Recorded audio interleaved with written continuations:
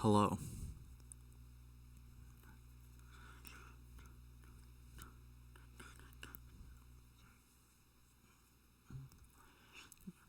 Yeah, sorry about that. My OBS was being stupid and wouldn't get the video. Like, it got the audio, but not the video, and I don't know why.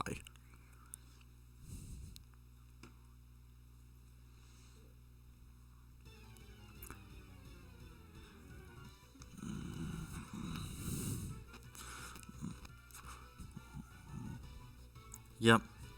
I don't know what was going on with my OBS. It was working just fine last night when I tested it, then all of a sudden it decided not to work.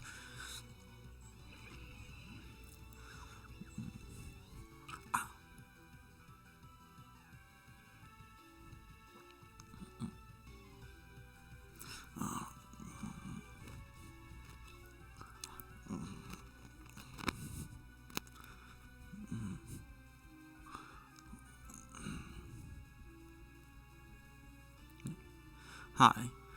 By the way, this is going to be done in another Q&A kind of style, so feel free to ask anything you want.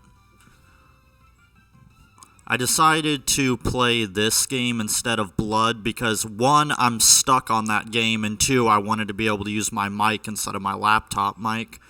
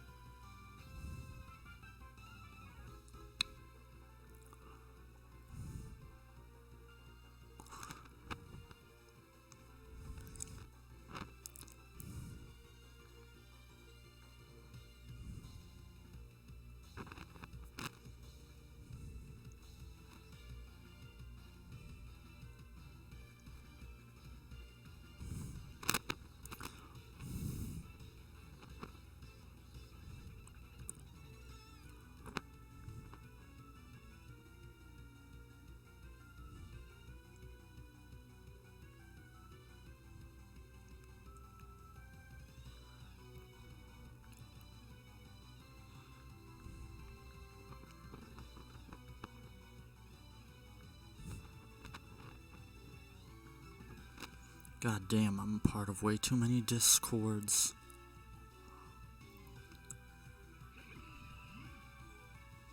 Thanks. Yeah, I'm starting to get subscribers a lot more faster, which is good. Something I've been hoping for a while.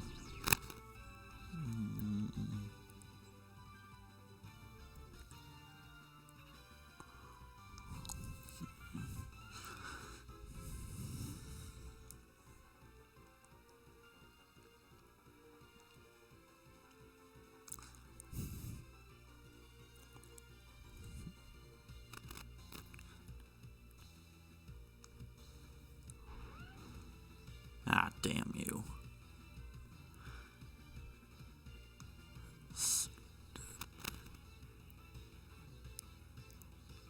Oh, this is Pokemon Showdown. It's a free game.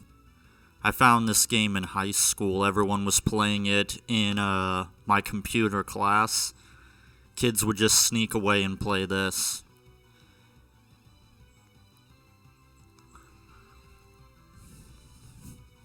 Well, that guy was an idiot. Yeah, just go ahead and waste your Zapdos. That makes sense, you fucking moron.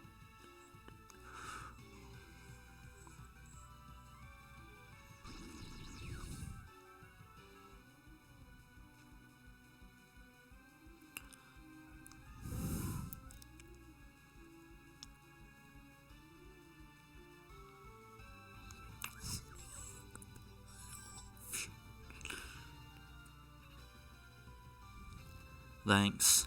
I know my fans mentioned me wanting to do streams more often, however, I'm a complete noob when it comes to streams, as you can tell. So I'm still working on figuring all this stuff out. Ah, you son of a bitch. You're going down with me, bitch.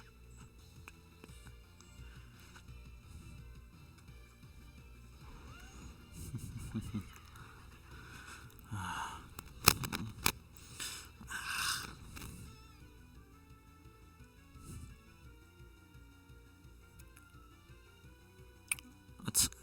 Stop biting. Well, it is free, so there's no reason not to.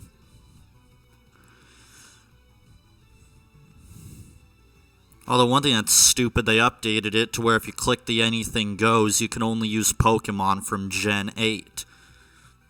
Yeah, because that makes total fucking sense. That includes the new National Dex update where like half the Pokemon are missing. I don't know who the hell thought that was a good idea.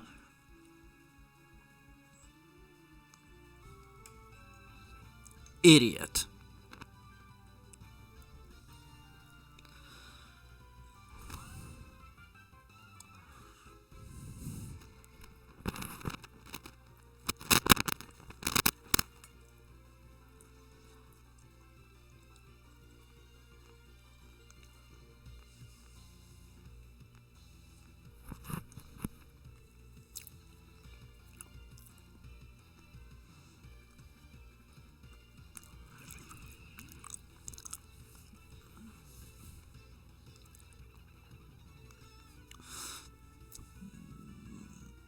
Ha ha ha ha ha.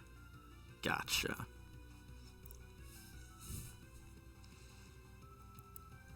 Damn it.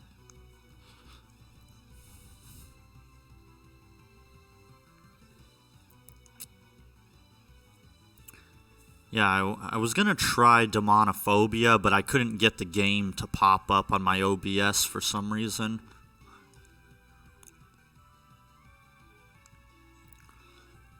And the only other game I could get to cooperate with my OBS, I don't think it would be a good idea for me to play.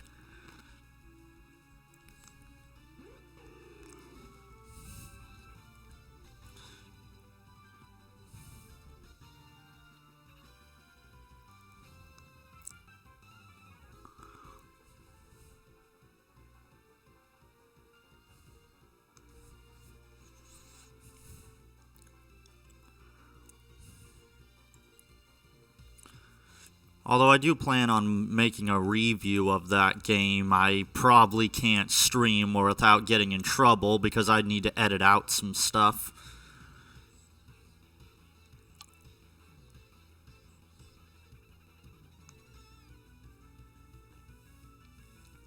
Sort of. It's called School Rumble. It's another game by 237, and let's just say 237 decided to be a naughty boy when making that game.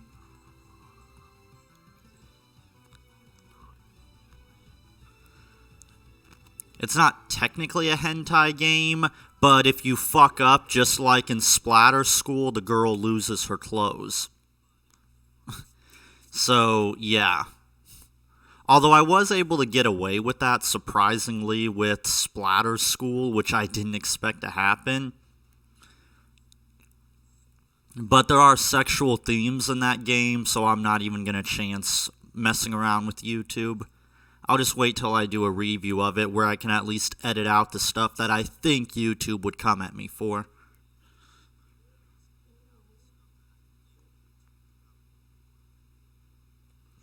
Yes, Jedi have used the Force on things like water many times before. That's not out of the realm of possibility of things that they can do. Hell, Darth Vader's suit, even though I know this is a little bit unrelated, but that thing allowed him to literally swim in lava. So that's a neat thing.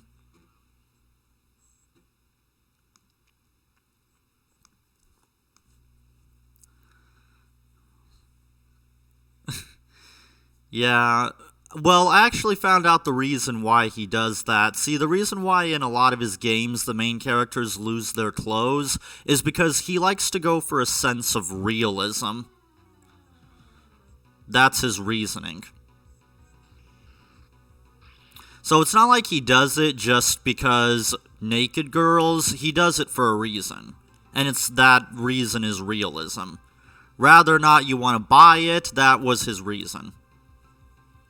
I've actually been in contact with 237 and developed a friendship with him, so I was able to ask him a lot of questions about this stuff.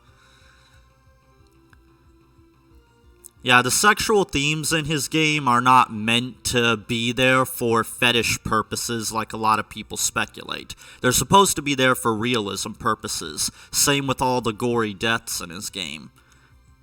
They're meant to be uncomfortable and realistic.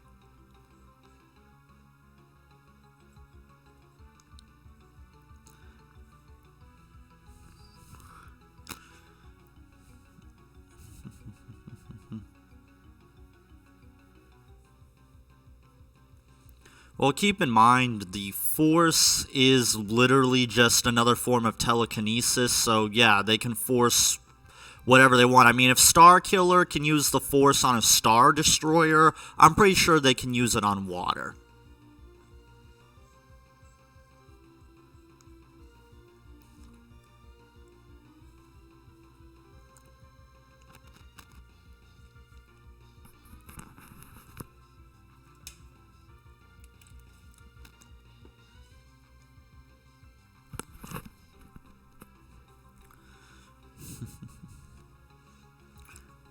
Yeah, I know I have been teasing something big for the channel, and it's running a little bit later than I thought, but I was able to snag an interview with 237. It's not finished yet because there was a little bit of some complications with it.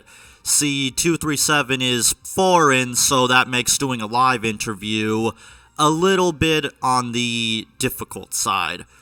So what I did was we did it through private message on Twitter, and then I copy and pasted the answers he gave into a script, and I hired a voice actor to voice out the lines.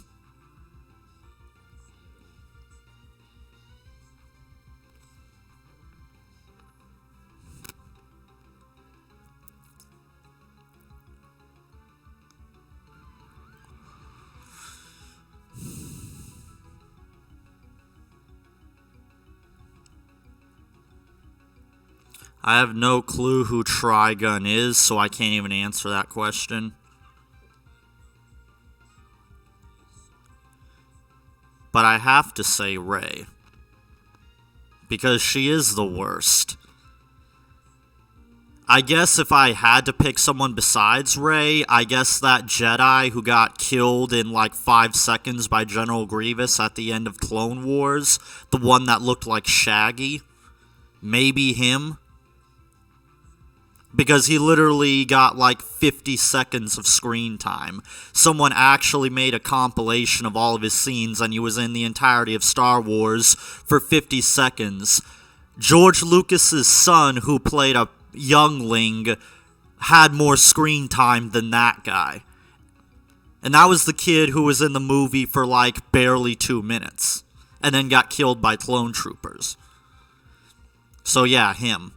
I forget his name. I think it's like Shara or something like that. I'll just say the shaggy-looking Jedi.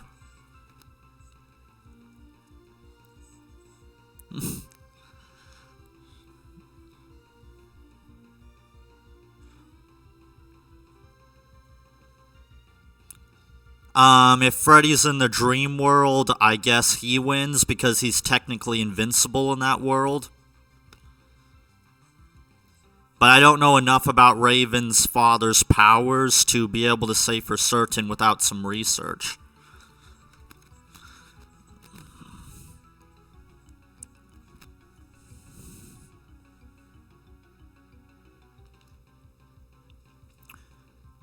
Anyone becoming president sucks.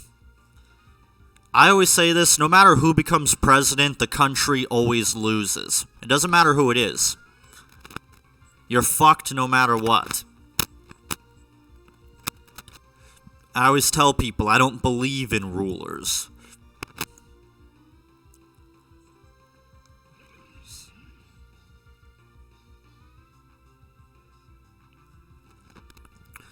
Oh yeah, Ray is a massive Mary Sue. I mean, I know my OC that I created, I wrote a script for her, and she, keep in mind, when I say she, apply air quotes to it, she's very powerful, but there is still an explanation. Like, in the beginning, there's not much of an explanation for why she's so powerful, but then in flashbacks, it goes into sequences of her being trained by her mentor, and it gets revealed that she was trained by a demigod. So there's an explanation for why she's so skilled. She's not skilled and powerful just for shits. There's a reason for it. And even with all that power and skill, she still has to overcome challenges and opponents that are either on her level or stronger.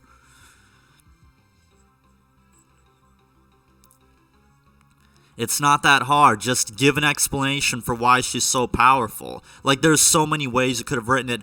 I've been teasing, well, I'm not teasing it yet, but I have a possible video in the works where I'm going to do a what if I wrote the Star Wars sequel trilogy, and I'm going to try my best to write scripts for all three of these movies that would have made a satisfying trilogy.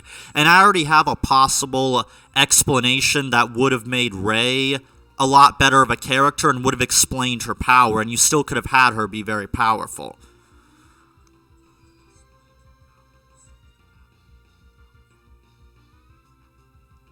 Yes, she is Palpatine's daughter, and a lot of people speculated that for a long time because there was hints of that there.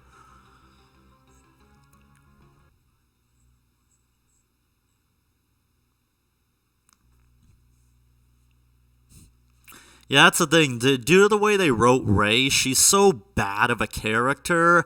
I'm rooting for Rey to lose. Like, right now, as far as I'm concerned, Kylo and Sidious, they're the good guys, and Rey's the bad guy. If I do see Star Wars Episode 9, which I'm probably not going to unless I torrent the thing, because I'm not going to the theater to see that. The only reason I saw Star Wars 8 in the movie theater is because my best friend Ryan, who is basically a little brother to me, he begged me to watch it because, like, I promise you, Star Wars Episode 8 is good, please see it. And I told him, no, I'm not giving Disney my money, I hate the new Star Wars movies. And he said, okay, how about this?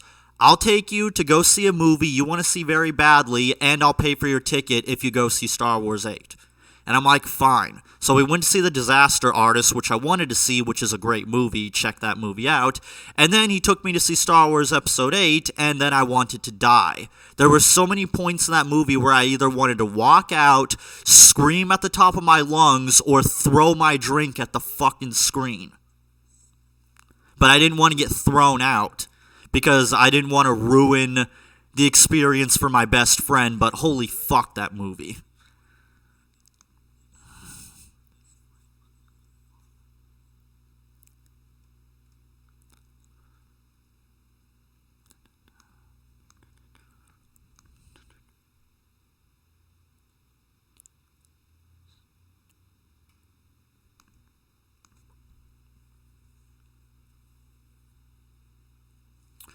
Lester the Unlikely, because the guy from Dark Castle fucking sucks.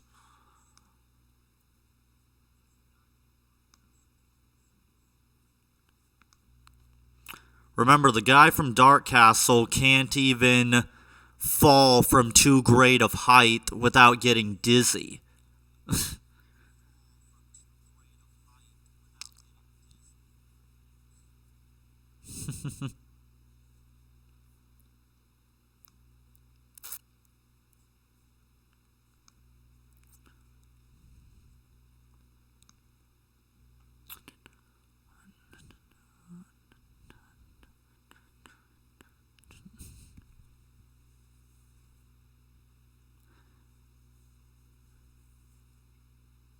I would if I actually had the money to buy it. Right now, I'm too poor to buy any new games right now.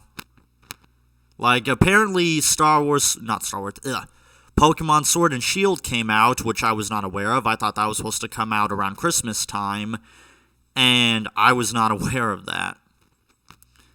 So now I need to play that game because though everyone's freaking out about Pokemon, I'm probably going to buy it just so I can have an excuse to review it.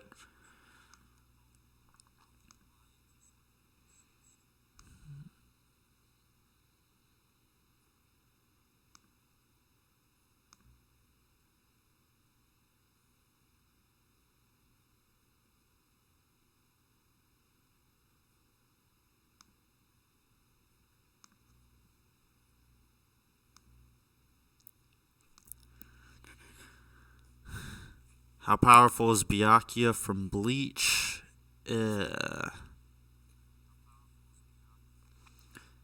That's a tricky one because I never scaled Byakuya from the 1,000-Year Blood War arc. I would say he is more powerful than Bankai Ichigo, but he's weaker than Hollow Ichigo. So I would have to say he's probably on par with Kenpachi, maybe Multi-Continental, because he couldn't beat Hollow Ichigo, who has been confirmed as planet level, so that's probably my best guess right off the top of my head.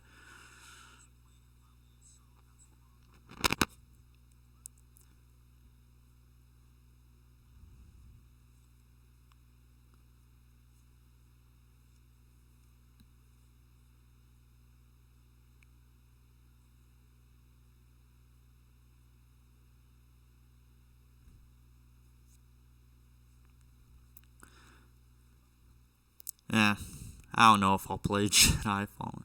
Who's the strongest character in Bleach? That would be most likely Yaiwatch because it took the combined power of Ichigo and Aizen to take him down.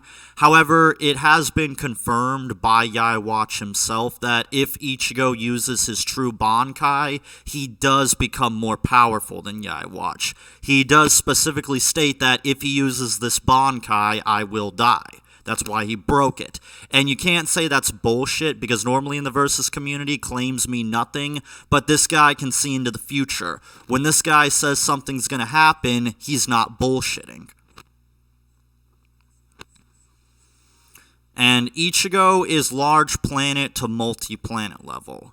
Yes, Ichigo is a planet buster. I'm sorry to tell you this, Naruto tards and Bleach haters, but Ichigo is planet level, and he always has been.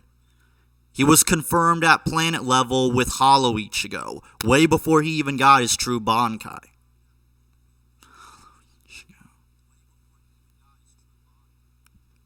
I don't know jack shit about Broly, other than the fact that he needs to fucking die. I do not like Dragon Ball Z, I do not like its fans, and I don't care about Broly.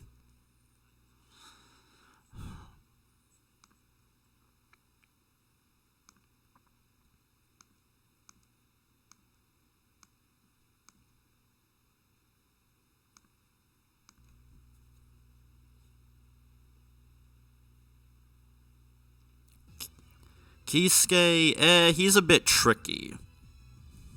Because he's always making all those absurd gadgets and creating his own keto.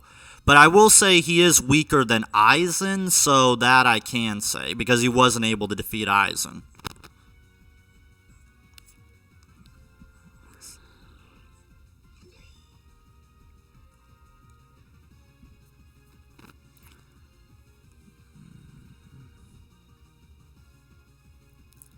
Maybe someday I'll do a scaling series where I talk about how powerful certain universes are, because I do have plans for a video of the top 10 most fodder universes, because after the whole debacle with Ruby and Persona, I really wanted to do that because Ruby really is one of the weakest universes of all time, and people think it's a smart idea to put these Ruby characters against Final Fantasy characters and fucking Persona characters, actual broken universes. And I don't know why they think that's a good idea.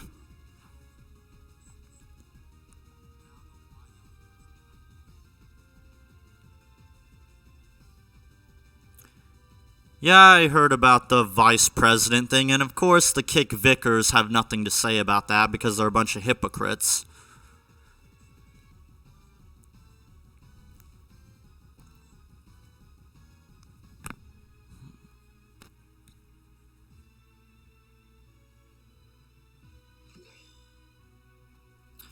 That, I haven't quite figured out who will be after Simon versus Ghost Rider, and I'm sorry that fight is taking so long, but this is what it looks like when you actually take your time working on a death battle, rather than doing what Death Battle does, and just say, shit out everything in 3 weeks, no one will care, quality be damned.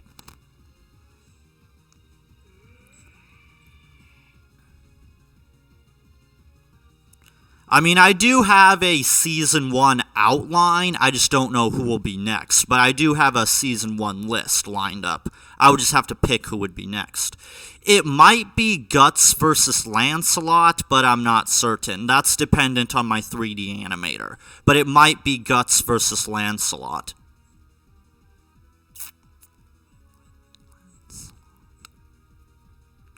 Originally, the fight was going to be Guts versus Berserker Heracles. Then I learned more about how powerful Berserker Heracles was, and I realized that was a bad idea.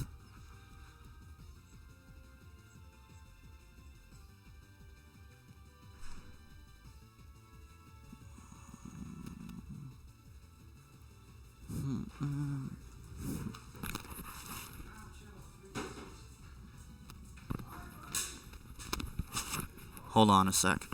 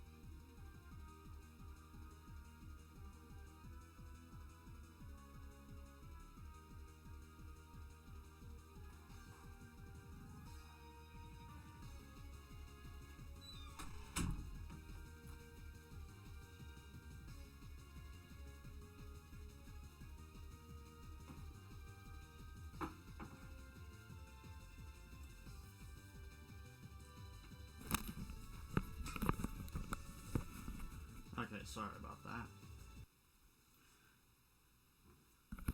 Okay, I'm back. Sorry if there's not a lot of gameplay. I'm trying to multitask, and I always forget about the timer. What universe version of Lancelot? The Berserker Lancelot from Fate Zero is who it's gonna be.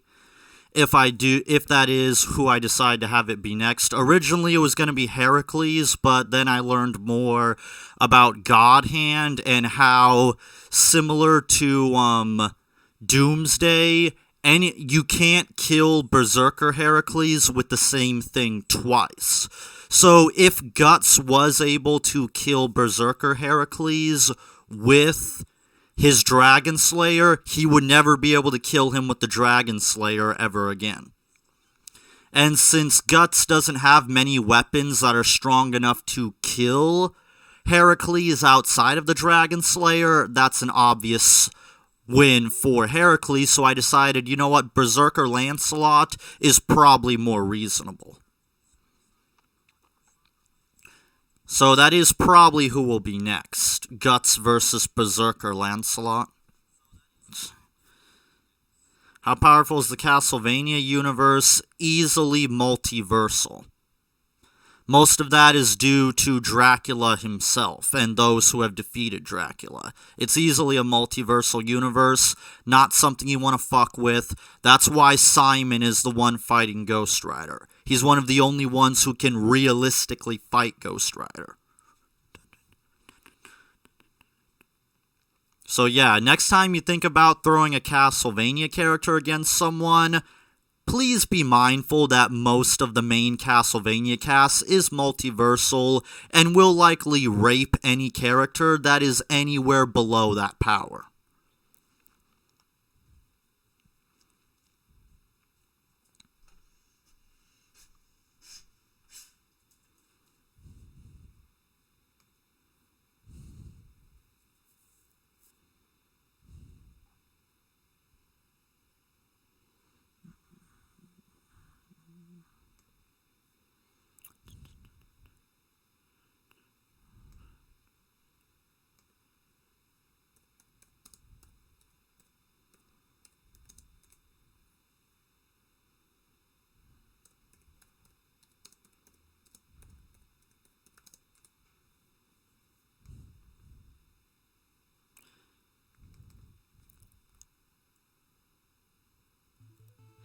This is the game I mentioned that I probably wouldn't be able to show without getting in trouble.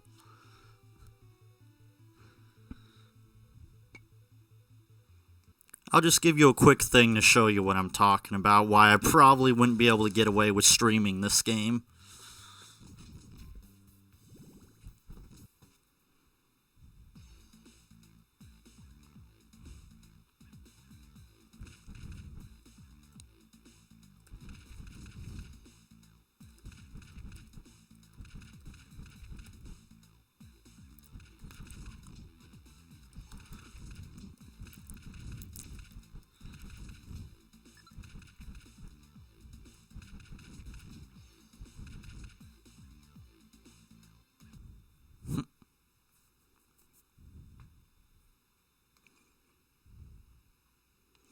Well, that's what it was based off of. It's intended to be like Streets of Rage and Double Dragon.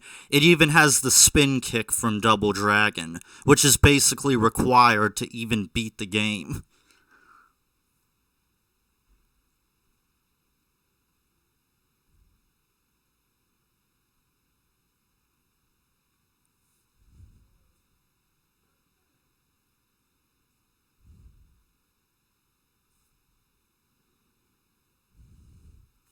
Hey guys. Where does Big Head Killer rank? That's tricky because he has access to the Toon Force, and Toon Force users can get pretty ridiculous. For example, one of the most famous Toon Force users, Bugs Bunny, he has the power of plot manipulation, meaning he can literally rewrite the plot to do whatever the fuck he wants. So let's say Bugs Bunny was fighting Superman, he can rewrite Superman's comic to be as if he never had any powers, and he was just a normal dude. Done. Game over. Now, I don't know if Big Head Killer is as powerful as someone like Bugs Bunny, but that's just how ridiculous some Toon Force users can get. So, yeah, I highly doubt Deadpool is walking out of Death Battle alive. And if he does, it will be because of some bullshit, because there's no way Deadpool is beating a fucking Toon Force user. That's not gonna happen.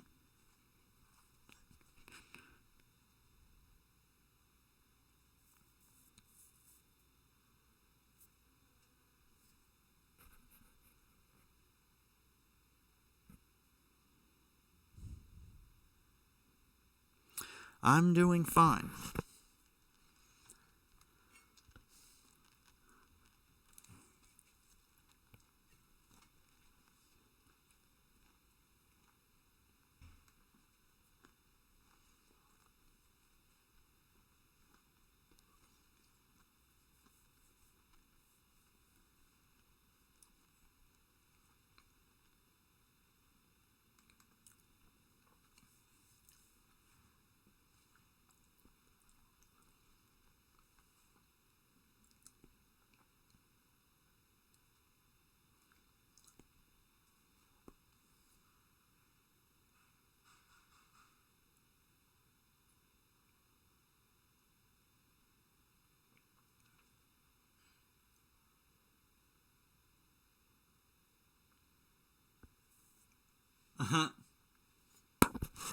Yeah, see, Dawn was my original waifu, so I've had a thing for her for quite a long time.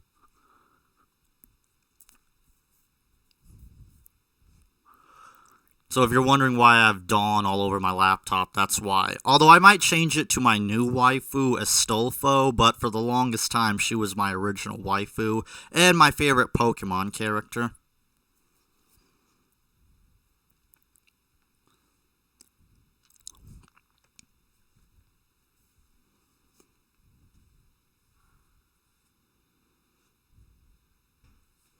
Yeah, but Dawn is now the new fan favorite, even though other Pokemon fans that like Serena or Misty don't want to admit that Dawn is the official fan favorite. So much so that Serena was a Dawn ripoff. They chose to rip off Dawn. Not Misty, not May, not even Iris, although I think Iris is probably the best written of all the anime Pokemon characters. Even though Dawn is my favorite, Iris is the best written, and she is way too underrated. I don't know why people hate on Iris so much. It's bullshit.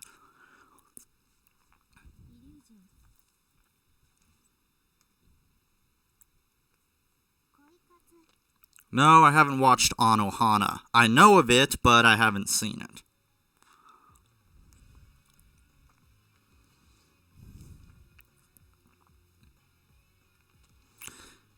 This is a game I've teased multiple times about streaming, but I'm not going to do it just yet. I will stream it someday, but what I want to do is I want to set up a class full of trap characters, but I don't have enough right now. I have some, but not enough to do a full classroom yet.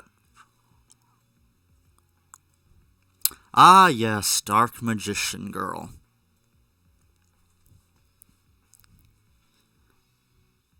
I've seen people create Dark Magician Girl using this game, because this game has Dark Magician Girl's outfit. And her hair. Oh yeah, this game actually is a straight-up hentai game. The story behind this game is actually pretty funny. So, this game is basically Hatred 2. So what happened was this game just popped up on Steam. It fucking destroyed the Steam charts. And then the Puritans found out about it, they threw a shit fit, and it got taken down. It's Hatred all over again, except instead of a game about a spree shooter, we have a game where you play as a boy that gets sent to an all-girls school, where you run a club about pretending to date, in air quotes.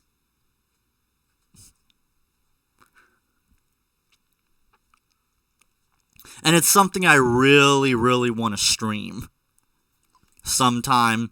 Because I could definitely get a lot of entertainment out of streaming this game with you guys. And maybe some messy keyboards. Wink. Like I said, part of the goal with my channel is to keep edgy and lewd content alive. That's why I don't like to back down from YouTube.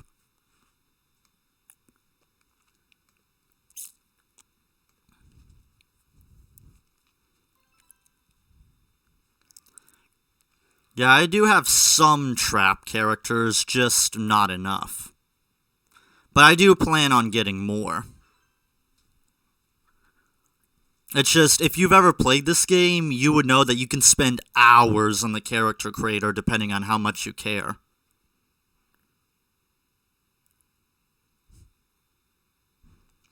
Oh, one YouTube channel did something very funny.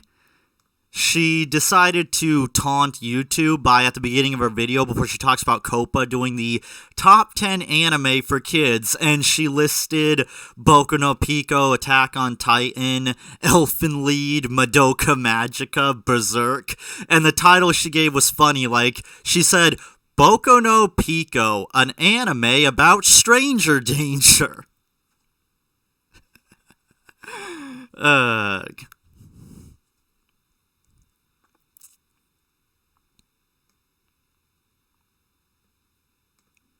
This is the newest one I got added to my collection.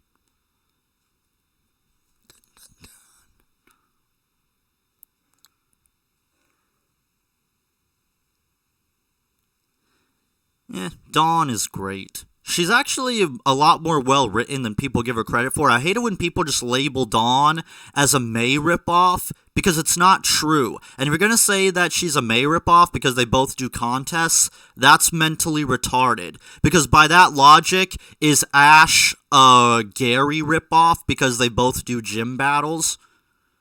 Is Paul a Blue ripoff?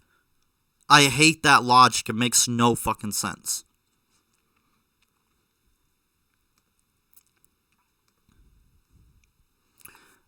This is the trap character everyone likes to label as transgender.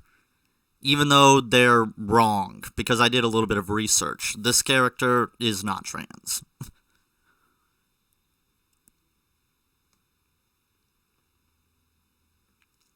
Speak of the devil, yes, I have her in this game, and I do not regret it.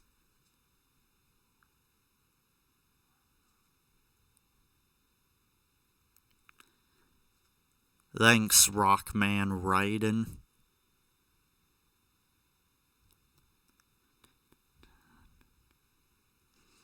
Yeah, I have a lot of characters in my collection.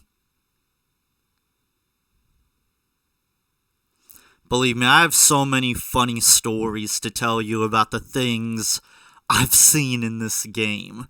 Trust me. When I get to live stream this game, you're gonna want to see that just to see what kind of crazy shit happens in this game.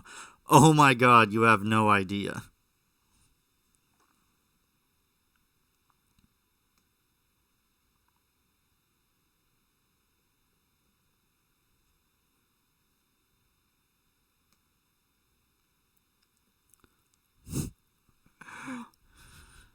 I'm sure this one's probably gonna make everyone laugh.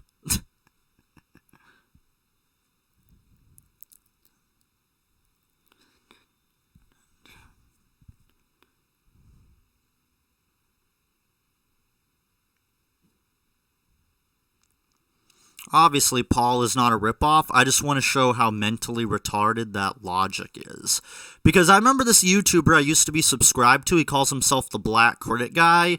Every time he did his top 10 list of the worst girls in anime ever, he would always put Dawn and May on the list, saying that they're cookie-cutter ripoffs, but could provide no reason for this. And his only reason for not liking Dawn is because, oh, she's pretty. He actually thinks that that's all there is to Dawn's character, that she's kawaii. Clearly, he's never watched Pokemon beyond the first season. Because if you've actually watched Diamond and Pearl, Dawn is actually a pretty decently written character. I'm not going to act like she's this amazingly written character, but for Pokemon writing standards, she was pretty well written and had some of the best moments in Diamond and Pearl. Especially the moment where she finally broke down crying after her own failures multiple times. It was a very good moment, and it showed that Pokemon can be well written. Characters can be deep and have emotional moments. It's just a shame they don't show those moments a lot more often. Lucario versus Renamon. Lucario won, and Digimon can go fuck itself. I come from the 90s where you either liked Digimon or you liked Pokemon. There was a flame war, and you couldn't like both. And I chose my side, and ever since then, I've hated Digimon ever since. Point blank, period.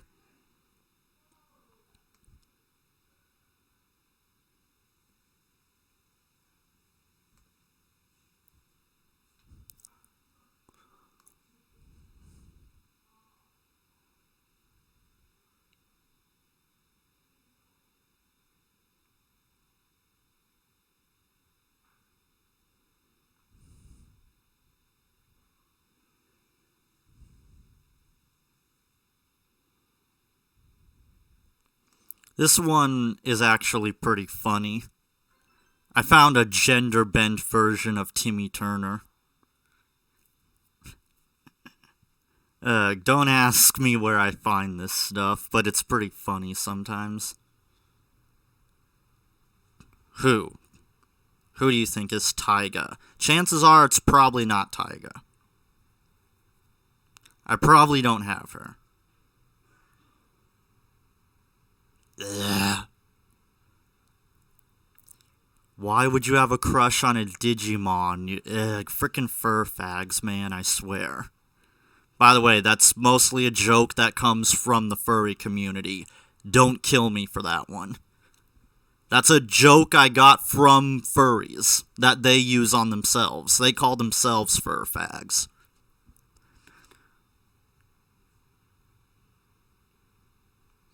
Yes, I knew all about the whole thing of Ruby fans trash-talking Monty or trying to use Monty's death to guilt-trip people into liking their shitty Bumblebee shipping. It's disgusting.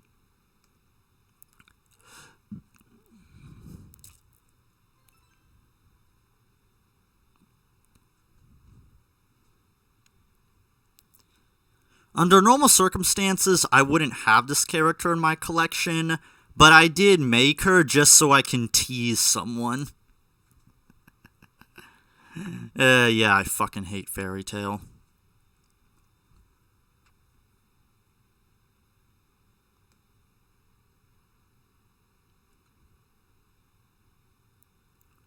Earlier today on my Twitter, someone said, "Why are you hating on furries? They're cool." No, they're not.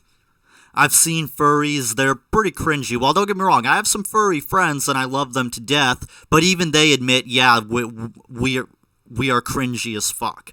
Even furries admit that they're cringy.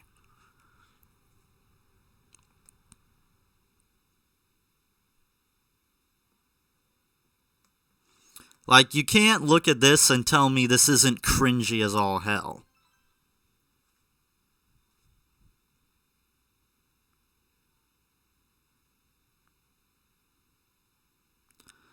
Leon versus Frank. I might make a review of that. I can't remember if I made a review of that one or not. Yeah, I don't think I did. I probably should have, since I'm a huge Resident Evil fanboy. But yeah, that one, I knew exactly what was going to happen. Leon was going to win. Frank never had a chance.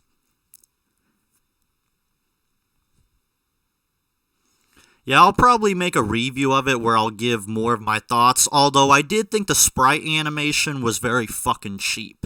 They could, like, both of these characters come from 3D universes. Why use sprite animation? That is the cheapest shit ever. That's the kind of stuff that Death Battle does that irritates me to no end. It's just lazy.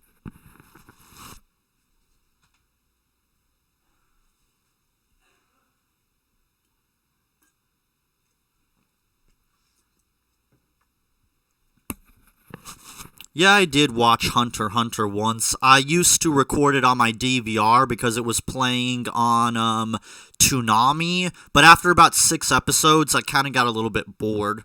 It's very difficult for me to get into battle shonen anime, especially ones that are more slow-paced.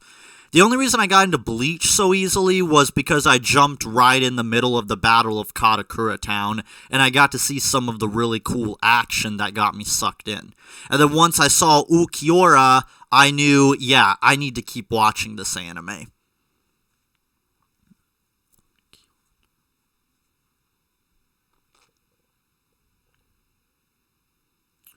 Yeah, I also saw that they made a new Intercontinental Championship, and I'm kind of mixed about it. It looks better than the old one, but that's because the old one was shit. It was called the Cum-Stained title for a reason. Hashtag Smarkbusters. I'm not going to take credit for their amazing lines and jokes. Smarkbusters are great, and it sucks that they're gone. But yeah, they always called it the Cum-Stained title, and they always called the Miz the cum-stained warrior, because they put the belt on the Miz like 9 million fucking times.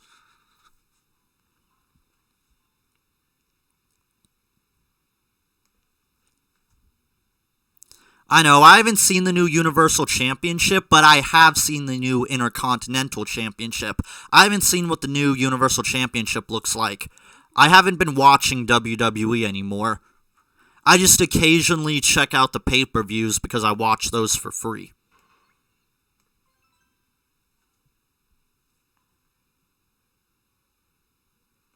Well, Ukiura vs. Kimimorra, I might do a remaster of because I found out new information about Ukiura, and I realized I accidentally heavily lowballed Ukiura. He's far more powerful than even I understood. So I kind of made a whoopsie-daisy.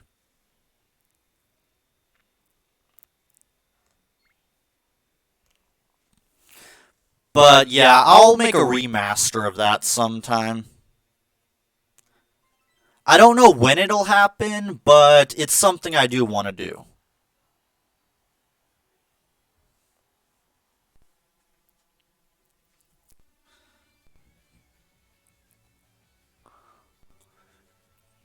But I did say that Kimimorra would win, mostly because of his overpowered durability and his unorthodox power.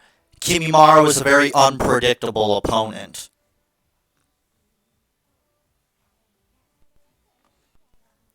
So yeah, I'll just do a remaster of that sometime if I choose to do it again, because I recently discovered that there's actual evidence for Ulquiorra being on par with Hollow Ichigo, who we've established is planet level. Should this be true, then that means that Ulquiorra is a possible planet level threat, which obviously that causes some issues with Kimimaro. While Kimimaro is stronger than people think, I don't know if he can go toe to toe with a Planet Buster. I mean, he does have the bloodline of Kaguya. He does have the same bloodline as Kaguya, so he does have the potential to be that powerful. But unfortunately, Kimimaro died before he could reach his full potential, which is unfortunate. So I don't know what to do about Kimimaro versus Ulquiorra. I'll figure it out. I might have to retake back what I said about Kimimaro winning, now that I'm aware of Ulquiorra's power being able to be scaled to Hollow Ichigo. Because I originally scaled him at small country level, because the Lanza could casually cause an explosion that was larger than Las Noches, which was confirmed to be the size of Texas.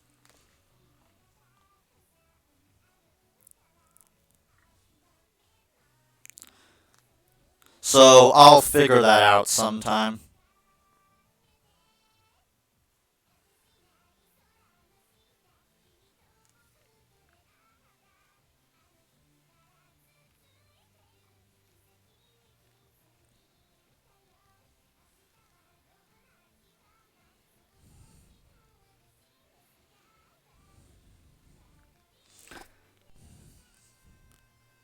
Yeah, I can tell. I don't know what's causing it, though. I'm not sure how to fix it. Because on my end, it's working fine, but on your guys' end, it's not loading so well. I don't know what's going on, and I'm not sure how to fix it. I apologize for this. I don't know how to fix it. I don't even know what's causing it. I don't know if it's my connection or my OBS is being stupid again.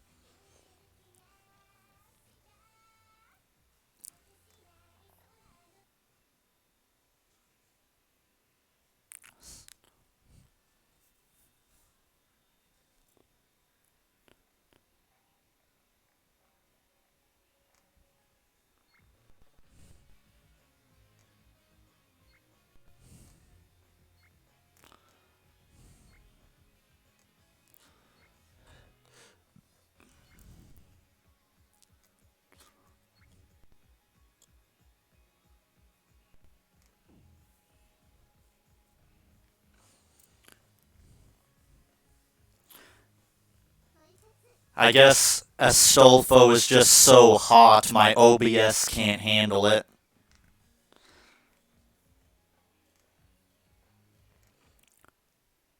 I don't know, let me pull up something a little bit more simple. Something I actually want to talk about and we'll probably dedicate a series to sometime.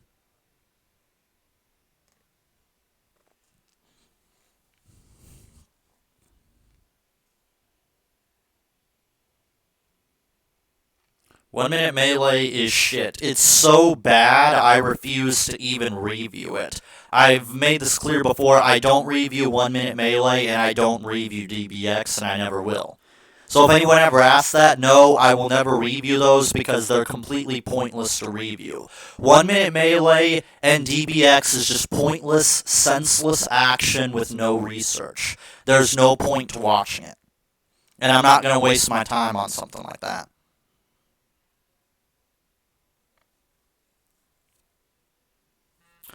Inuyasha, I would say that's somewhat up to you guys because I don't really have Inuyasha planned out as an opponent yet. I wouldn't be against doing him, but I don't know if I will.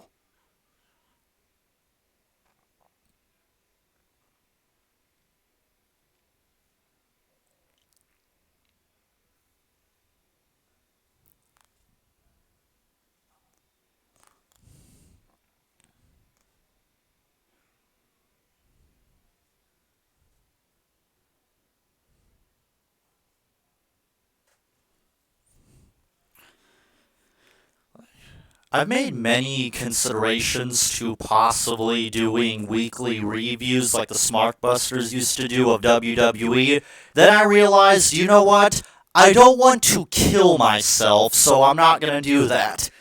Even as good as Bray Wyatt is, he's not good enough to make me suffer through hours of WWE horseshit.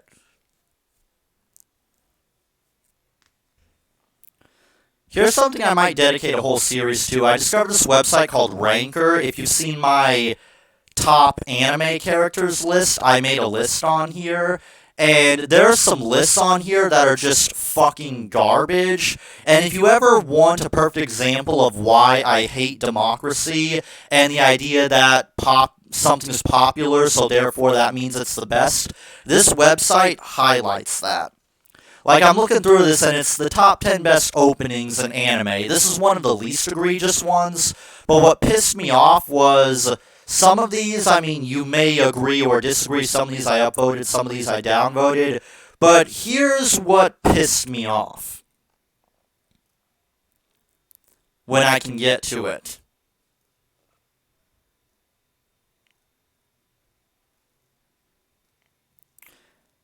Like, okay, Future Diary. Even though I think this anime sucks, don't get me wrong, Future Diary does suck. However, it does have one of the best anime openings of all time. I even did a top 10 best anime openings ever. Future Diary, all the way at rank 60. That is fucking bullshit. And I know my thing is lagging right now, so just give it a minute. But yeah, Future Diary opening, rank 60. Bullshit. I don't even like Future Diary, but its opening is amazing and one of the best openings of all time.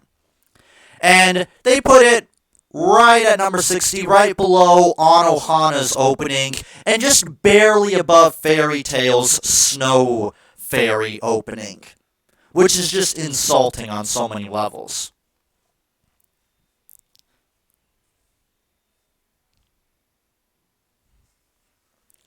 I wish my OBS would stop acting like an old fucking man and speed this shit up. It's making everything awkward when I'm moving faster than it.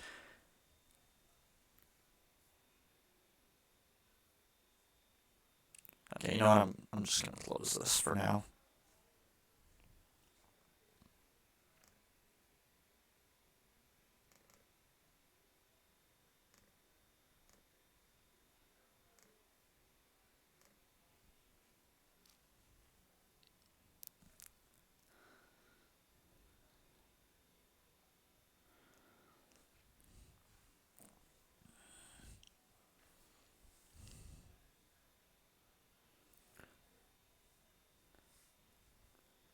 Yep.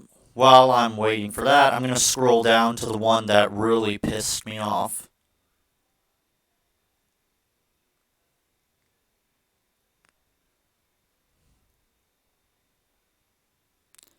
Okay, here we go.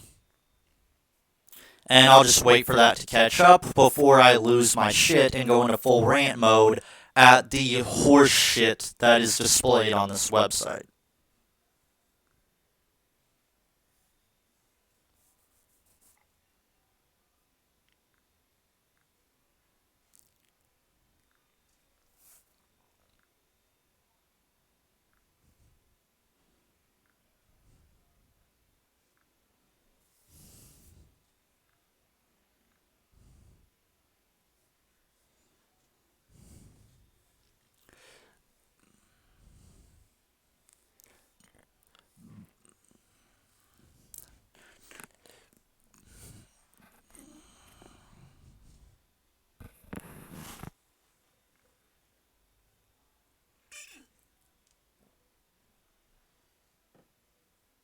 No, well, kind of. I watched one episode of Tokyo Ghoul, and I was not impressed. I watched the infamous episode 12 because they kept comparing it to Saw, one of my favorite horror franchises of all time, and after I saw that, I was disappointed. I'm like, you don't tease me by comparing this to Saw and not have it be like Saw at all, you fucking dicks.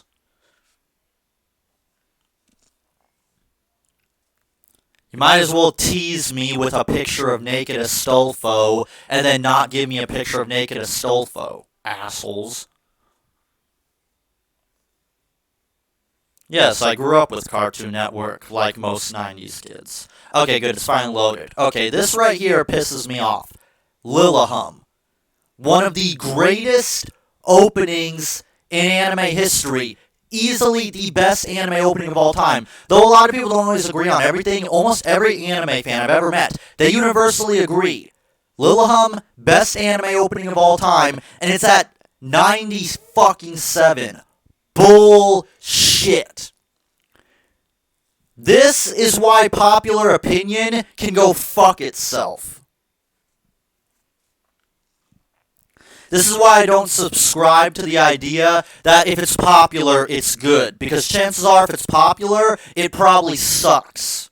And I've learned that lesson the hard way. Attack on Titan, Sword Art Online, Ruby, Steven Universe, Daniel Bryan. All these things are popular, and they fucking suck so hard.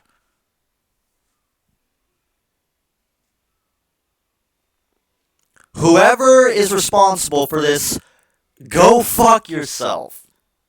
In fact, I would recommend, if you have the time, check out this list and do some voting yourself. Maybe try to help me fix this, because I upvoted it, but this is bullcrap. I know everyone's entitled to their opinion, but this is just disrespectful on so many levels.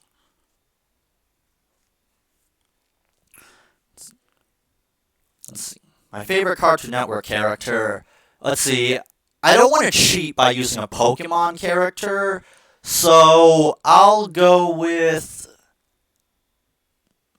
I guess I'll go with maybe Mandy from Grim Adventures of Billy and Mandy, but it's a tough pick. Nickelodeon, that's easy, Invader Zim. Invader Zim is the best cartoon ever made, period. Don't even try to change my mind, because you're just wrong. Invader Zim is the best, period.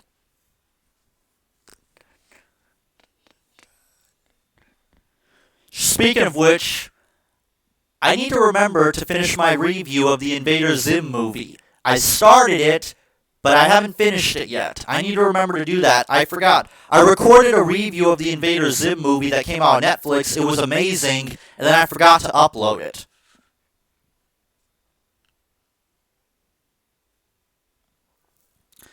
Let's see. Favorite AVGN episode?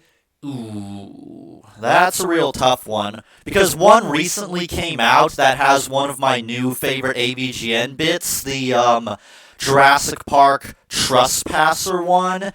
That freaking Hell's Kitchen skit was glorious. The AVGN gets Gordon Ramsay so fucking perfectly. Oh my god, I could not stop laughing at it. I think AVGN's jokes might be the death of me someday, because throughout that whole skit when I first saw it, I could not stop laughing.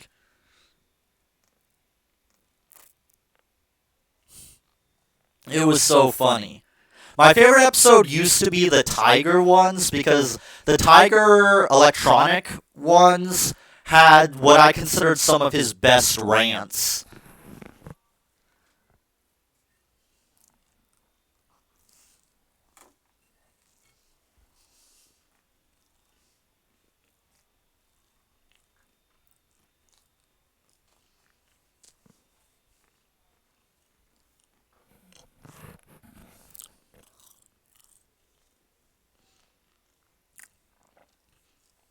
Yeah, well, what I meant by that is if you think something is popular, therefore it must automatically be good, don't subscribe to that philosophy.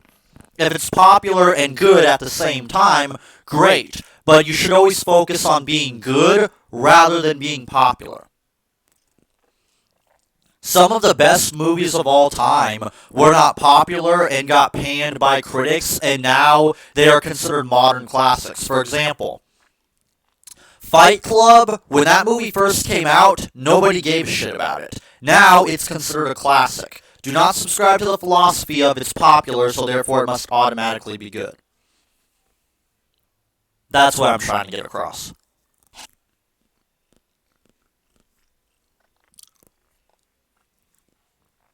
Yes, I'm aware of CinemaSins, and he sucks. There's already a YouTuber dedicated to explaining why CinemaSins suck, so I'm probably never going to make a video on him.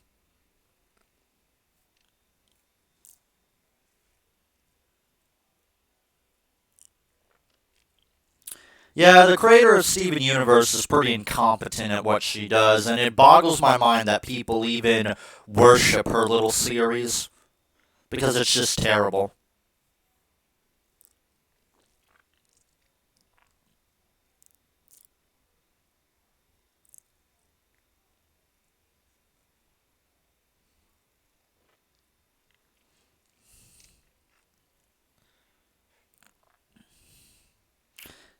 Honestly, I think AVGN should be the best YouTuber of all time, not PewDiePie. I'm offended that PewDiePie is considered the face of YouTube.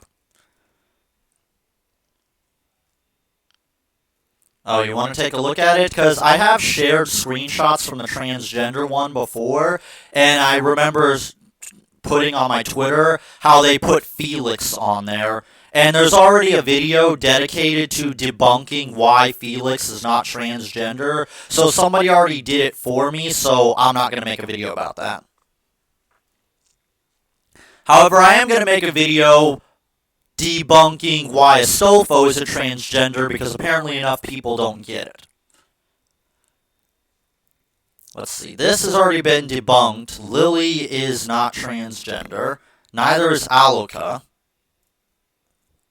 This character is not transgender either. That has been debunked.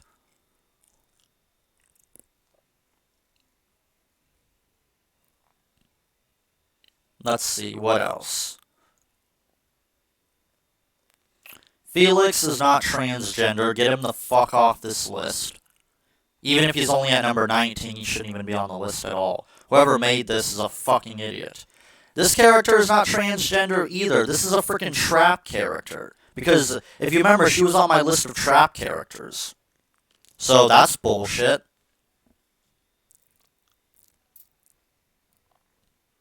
What else do we got here?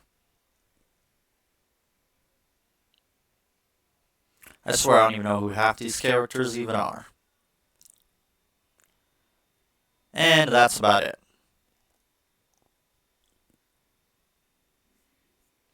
Oh, this should be fucking hilarious. The most powerful anime characters of all time. Let's see how long it lasts before I pop a fucking blood vessel. Every time these lists get made, it's always the worst thing I've ever seen. And I already want to die. Goku, fuck off. Goku is not even top 10 strongest anime characters. Not even. Neither is Naruto. That bitch is barely planet level. Saitama, no. Saitama, as far as we know, he's more powerful than Boros, who is a starbuster, but still not that powerful. Vegeta, fuck off this list. Ichigo, only multi-planet level, but not even close to that powerful. Sasuke, get the fuck off this list. You are not that powerful. Madara, get the fuck off this list. Not even close. Luffy, same with you. You ain't shit, Luffy. You got your ass handed to you by Cracker, who is possibly planet level. Gohan, get the fuck off this list. Itachi, get the fuck off this list. Natsu, no. Get the fuck off this list, Natsu. You fucking suck. Kakashi, get off this list. Broly, get the fuck off this list. Jesus Christ, this list is fucking terrible. I swear, how many F-bombs have I dropped already? Aizen, sure. Gildart, get the hell off this list. You fucking One Piece ripoff. Frieza, get the fuck off this list. Kaguya, get the fuck off this list. Pain, no. Not even. Alucard, Alucard is a strange case. He's powerful, but not in the sense that most characters are. Yeah, I know a lot of people wanted to see Carnage fight Kaneki. I might possibly do that matchup on Blood Royale, but I don't know. Because I'm still pissed off about Lucy versus Carnage. I'm still not gonna let that one go. Zareth, get the fuck off this list, you suck. Killua, sure, he has some pretty overpowered hacks. Jiraiya, get the fuck off this list, you are literally weaker than Orochimaru. Get the fuck off. Gaara, you ain't shit, get off this list. Edward, you lost to Aang. You ain't shit, get the fuck off this list. Ulquiorra, sure. Gon, you suck. You're a good character, Gon, but holy shit, you are so fucking weak. I had to change Gon's Blood Royale so many fucking times because everyone I put against Gon was like 3 times as powerful as he was. I had to finally settle on Deku. Levi, why the fuck is Levi on this list? He's just an average Joe with some weird wannabe Spider-Man technology. Get the hell off this list, Levi. You're just a random schmuck. Light Yagami, again, I don't know why he's on this list. I mean, yeah, the Death Note is very powerful, and it is implied that he became a Shinigami at the end of the series, but I don't know. Eren, get the fuck off this list, you suck. Even as a Titan, you are not that powerful. You could probably barely wreck a city.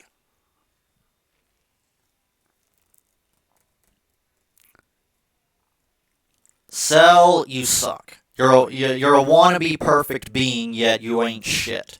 You can barely even destroy a planet, let alone the entire universe. And yes, I'm fully aware that technically Cell is solar system level because the data book says so, but this motherfucker can barely even beat Gohan. Ace, you suck. Get off this list, Ace. Ace never won a single fight in his entire life. This has been confirmed by many One Piece fans I know. Ace never won a fight in his life. I don't know why he would ever be on this list.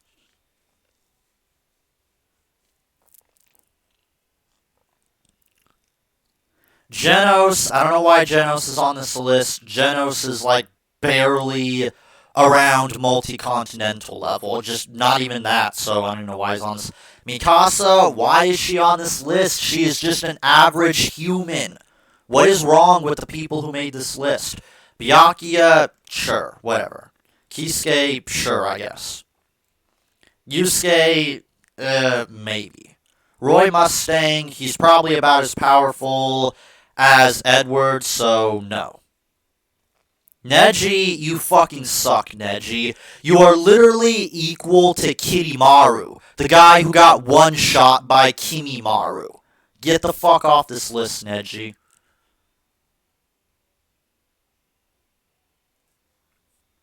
Damn, this is so bad. Gray, get the fuck off this list. Hit, get the fuck off this list. Zeno, sure, who cares? Mara Jane, I don't know shit about you, nor do I care. Grimmjow, yeah, fine, I guess. Even though I would say Grimmjow is not as powerful as people say he is. Some say he's the most powerful spot of all time, I say bullshit.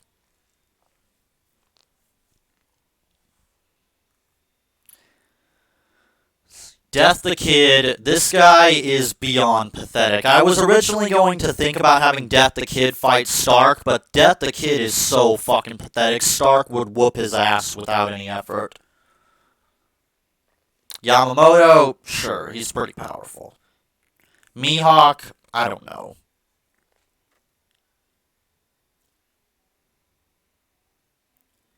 Aang, he does have energy bending, so sure. Toph, greatest earthbender of all time, but I don't know if she could be considered one of the strongest anime characters ever, because I'm going to get this straight right now, the most powerful character in all of Avatar, period, is Katara. And you probably know what I'm going to say, but it's true.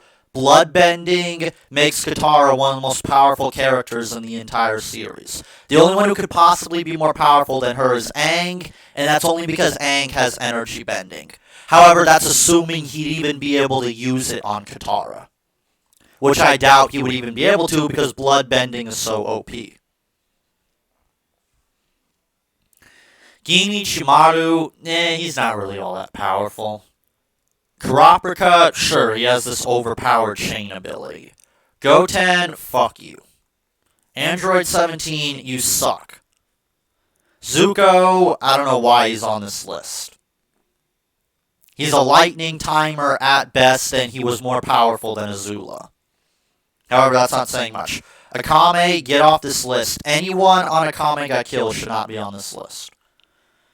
Akame Got Killed is Akame Got Killed is infamous for being one of the weakest anime universes in existence. Kirito, get the fuck out of here. Kirito fucking sucks. I'm not even going to explain why Kirito is fucking pathetic, because then I'm gonna have a freaking heart attack.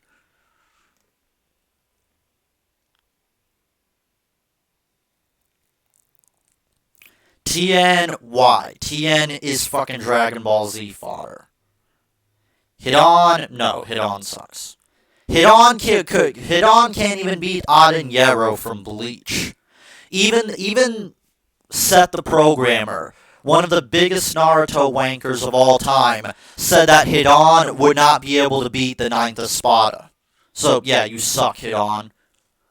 Datara is so overwanked, and I don't know why. Datara is not that powerful. Datara is literally around the same power as Kimimorra, and even then, just barely. Datara's ultimate attack, not only does it kill him, but it can cover about maybe 10 kilometers. Kimimorra's ultimate technique can create an entire forest of bone that can easily dwarf the Saiyan tsunami. That's easily greater than anything Datara is capable of. Toshiro, sure, yes.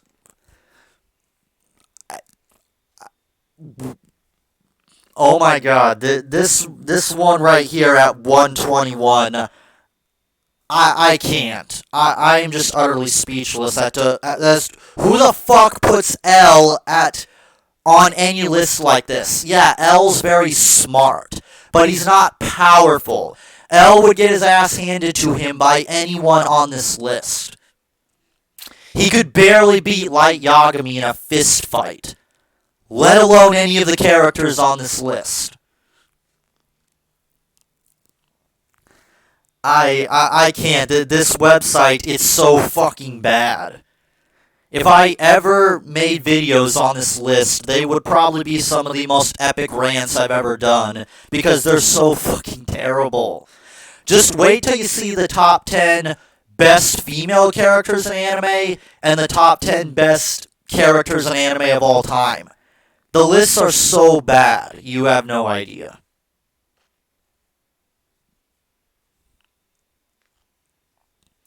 This last one, oh my god, L? How would L even make it on this list? Like, anyone with a gun could easily kill L. If Light really wanted to kill L that badly, he could have easily just bought a gun and shot the guy in the face. L couldn't even defeat Light, for Christ's sake. Don't get me wrong, I love L. He's an amazing character and he's very smart, but he got his ass handed to him by Light. Even in a battle of wit, he lost to Light. And Light would easily get his ass thrashed by Aizen if he ever tried to face him in a battle of wit. This is terrible. This is so bad.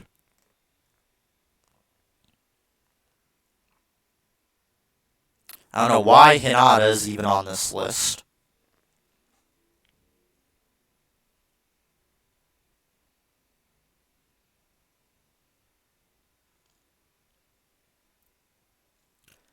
Why is Gilgamesh on this list? He's not an anime character.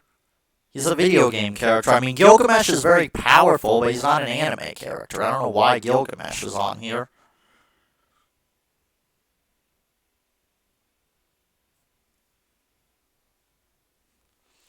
Yeah, I know. You haven't seen nothing. Some of these lists are just beyond terrible. Katara, sure, she has bloodbending. Lucy, get off this list. You are literally infamous for how useless you are. I'm pretty sure Lucy couldn't even beat... I'm pretty sure if I had Lucy fight Orihime from Bleach, Orihime would probably beat Lucy's ass.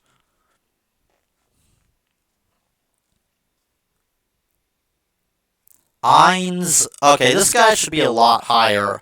I don't know a whole lot about Overlord, but even I know Ainz is extremely overpowered. I don't know why Ainz is at rank 152. That makes no sense. Saber, why is Saber this low? Saber is really fucking powerful.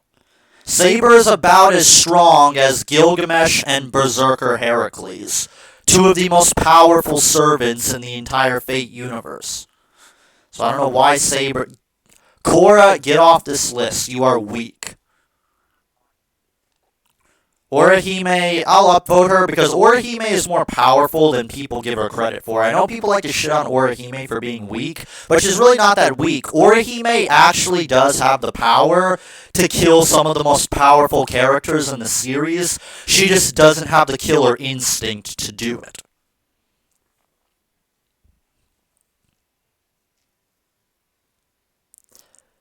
Guts, I mean, I guess if you look at it from the perspective of a human being, Guts is probably very overpowered in the sense of an overpowered peak human character. Because Guts is constantly pushing his human body beyond its normal limitations.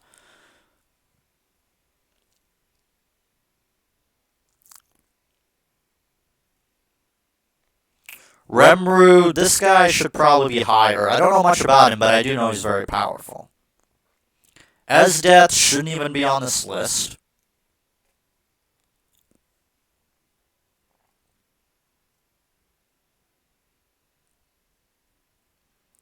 Azula, she's not all that powerful. Sailor Moon should probably be higher. I don't like Sailor Moon, but Sailor Moon is a very overpowered character. Nami, she's not really all that powerful. Madoka, she should probably be higher. Aurelie, she's a gag character. Boa should be lower.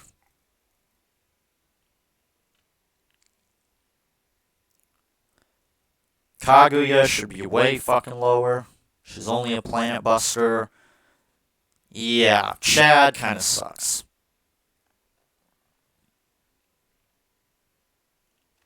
Yang shouldn't even be on this list. Yang is weak as hell, and I've already made a video showing how powerful Yang actually is. Yang would not be able to beat Tifa. That would never happen.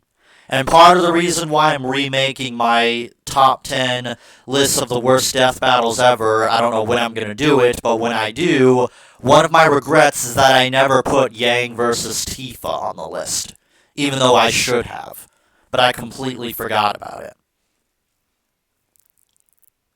Okay, Spider-Man's not even an anime character, so I don't even know why he's even on this list.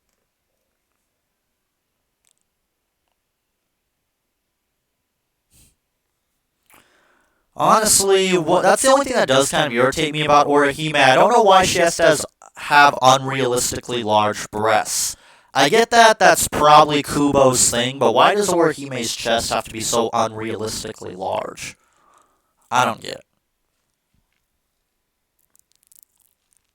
Okay, I don't know why Yuki from Future Diary is on this list. Even God Yuki isn't really all that powerful. So I don't know why he's on here. Euclid, she should be a lot higher because Euclid is so powerful, she can kill people simply by just talking. So yeah, she should be higher. Asta should be lower. I don't know why Kaiba is even on this list. Pikachu can go fuck himself. I've hated that little shit ever since I was a little kid. And I'm not loading anymore because this list is terrible and that's more than I can handle.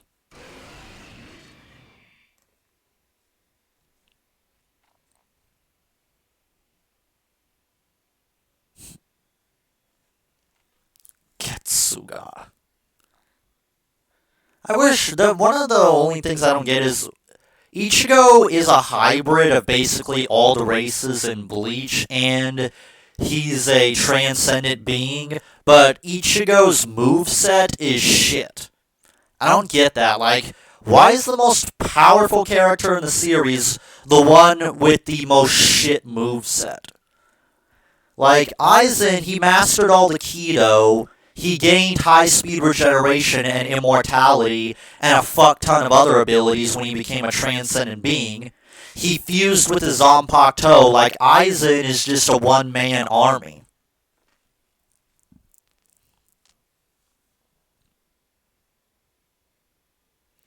Yeah, I'm fully aware of Rongiku's chest. Hers is even more unrealistic.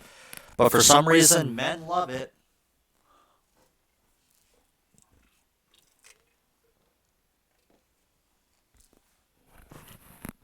Like, let me put this into perspective for you. The problem with unrealistically large breasts is, okay, so that Koikatsu game I showed you guys, I have had the game break because the character's breasts were too large and it caused clipping. That is why bigger is not always better. Okay, in Koikatsu Party, if you make the main character's chest too large, it will break the fucking game. Just put that into perspective.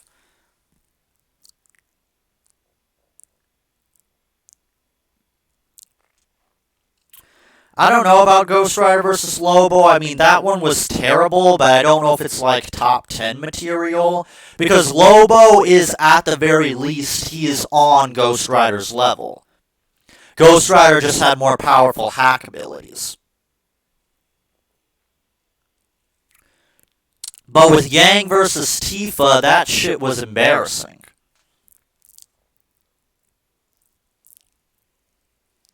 Spider-Man is a lot more powerful than you think. There are variations of Spider-Man that are strong enough to go toe-to-toe with Thanos or are around star level. It all depends on which version of Spider-Man we're talking about here. There are some very overpowered variations of Spider-Man.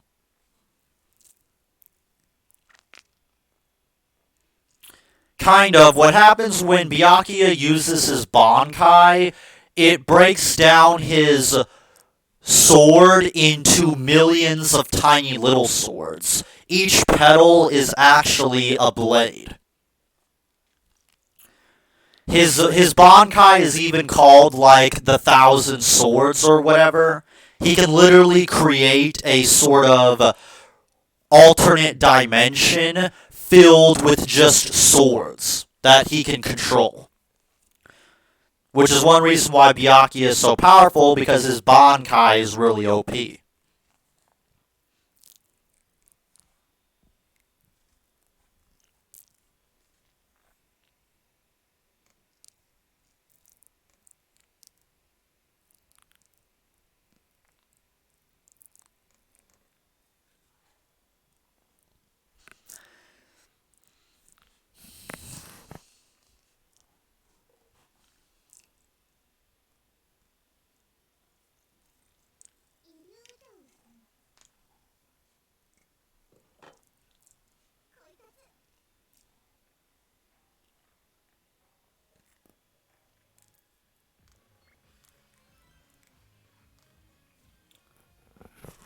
Yes, I like The Amazing World of Gumball. It's one of the only good modern Cartoon Network shows. Like, modern Cartoon Network is shit, but Amazing World of Gumball is one of the only shows that feels like old school Cartoon Network.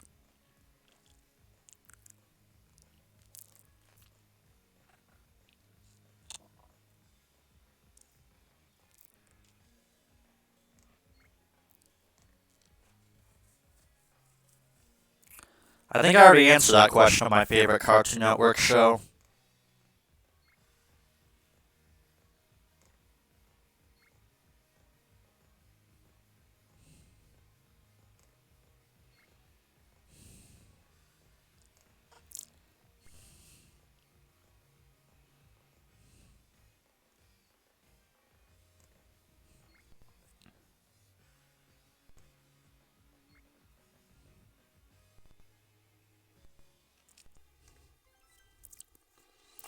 Yeah, my favorite Cartoon Network show is probably Grim Adventures of Billy and Mandy. But then again, Pokemon is kind of a factor, but Pokemon kind of sucks right now. Things went downhill after X and Y.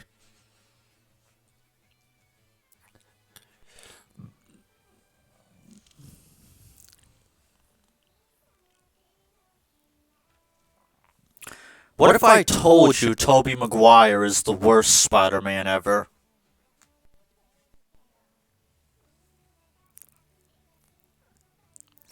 No, I haven't seen Detective Pikachu. I was going to do a review of it because a friend of mine was calling it Movie of the Year because I called John Wick 3 the best film of the year, and he told me no, it should go to Brightburn or Detective Pikachu. Something I was skeptical about. I'll probably see Detective Pikachu sometime.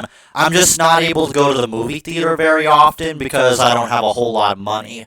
I'm not monetized on YouTube yet. That's why I'm trying to fight for 1,000 subs so I can finally get monetization. And I'm hoping people will someday start donating to my Patreon, because one thing I want more than anything right now is a new mic, so that way my videos can have better audio quality. I hate the microphone I'm using right now. It sucks.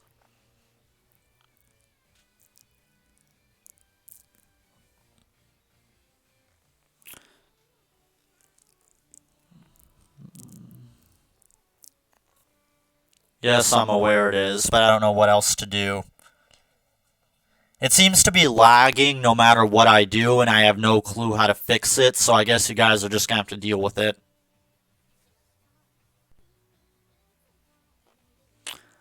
I'm kind of new to streaming, so I have no clue what's causing this lagging, nor do I even know how to fix it.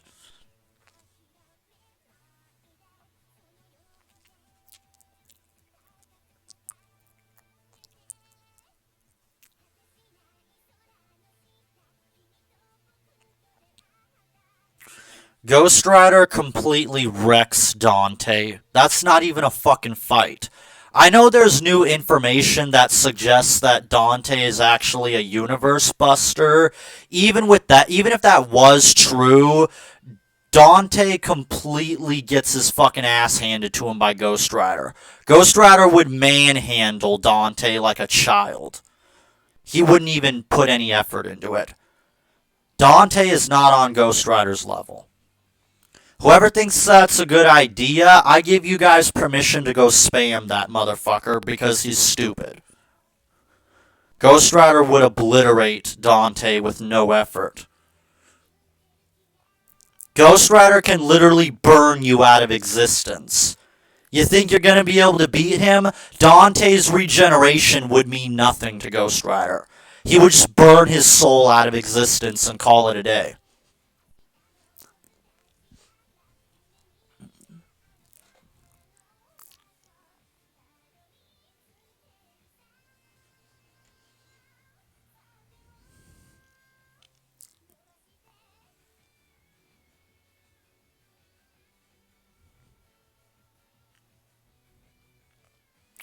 I'm hoping I don't have this problem every single time I stream Koyakatsu Party, because I don't want there to be a lot of lagging problems when I play that game, because then that's just going to ruin it.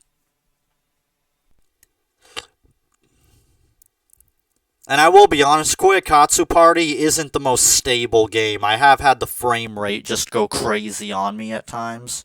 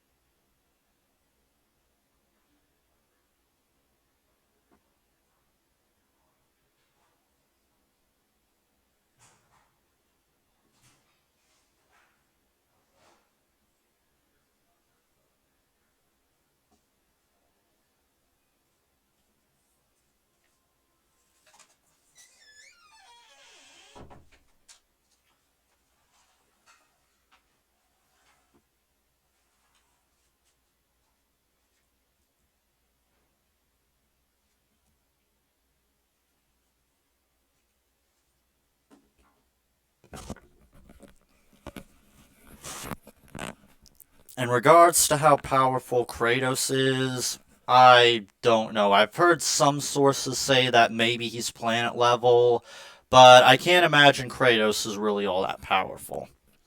It depends on how the gods are scaled in his universe. Because the Greek gods' power always seems to change from series to series.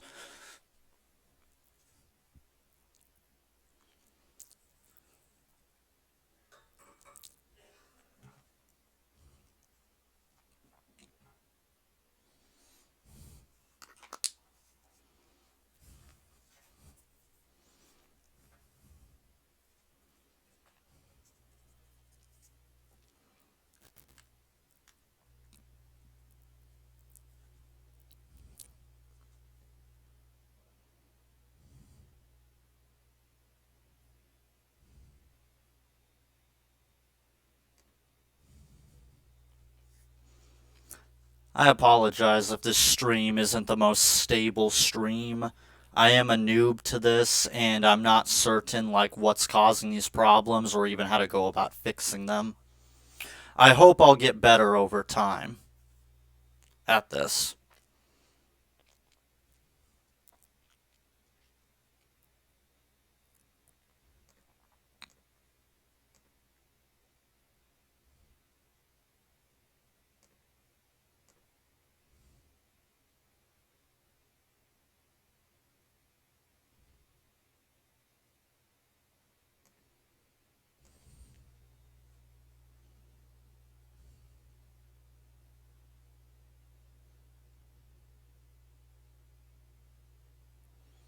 I don't remember watching the Ghost Rider vs. Spawn one. Although Ghost Rider vs. Spawn is probably a better matchup, if I'm being honest, because a lot of people did originally ask for that one, and Spawn would do a better job against Ghost Rider. I don't know if he would win, but Spawn would have a better chance. Because Spawn has the power of the mother of all creation inside of him. That's how powerful Spawn is.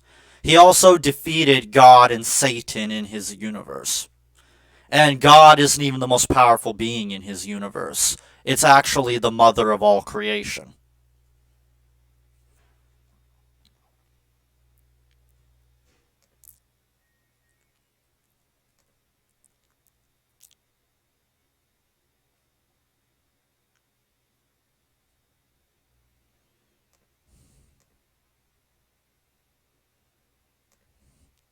Okay, who the fuck bans Double Team? What kind of horse shit is this?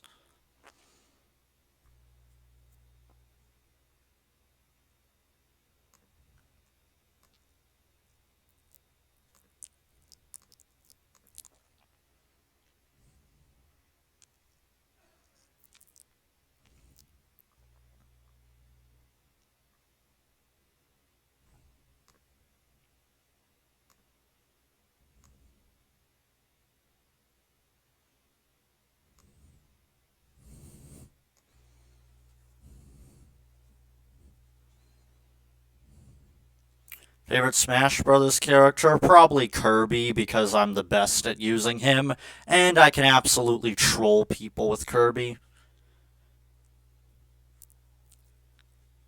I always piss people off when I use Kirby.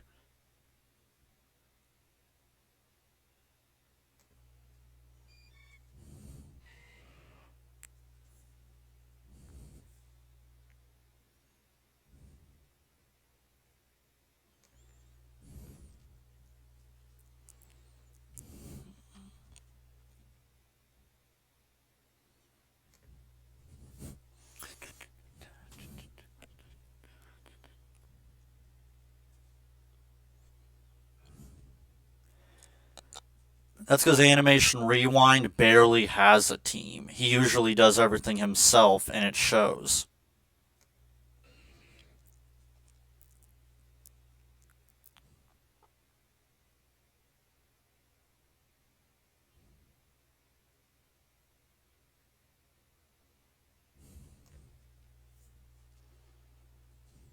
I do not like Animation Rewind, and I never want to have to review him ever again after Godzilla vs. King Kong. I would rather have to review every single death battle in one large live stream than ever review one more episode of Animation Rewind.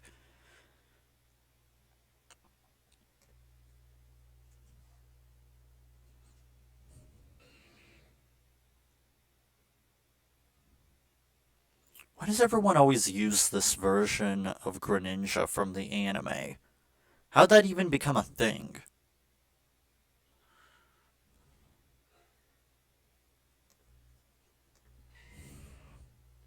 Favorite Tekken character? I don't have one. I haven't really played Tekken all that much. So I don't think I can answer that question.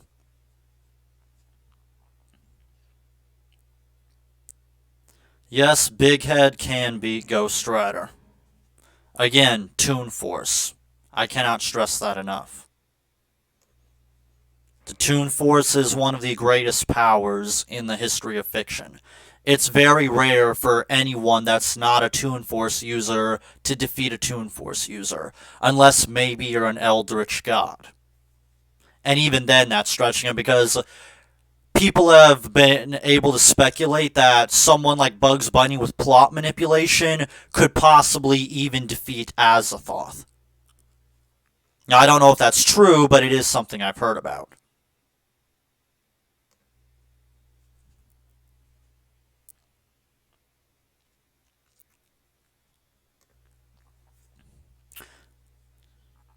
Sorry, Nero, but I'm gonna have to beat your favorite Pokemon's ass for being a dick. Wow, what a little bitch.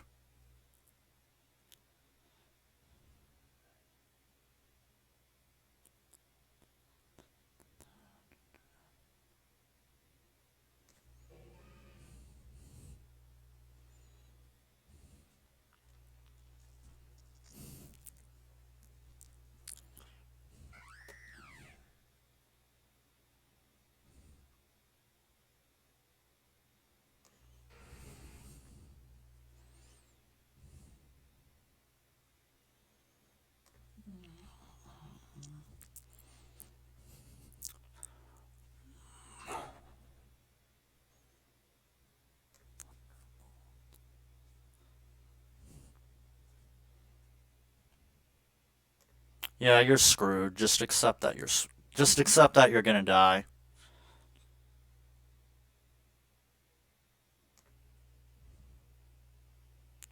Heavy Machinery is garbage. I used to think that tag team might have been something, but no, it's just that one guy.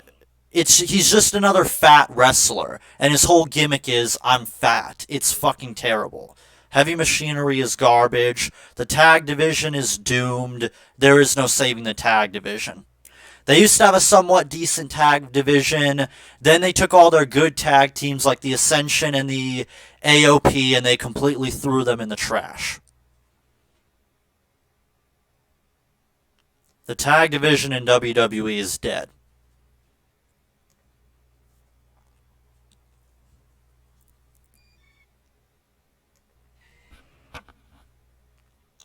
Okay, that's it. I'm done dicking around.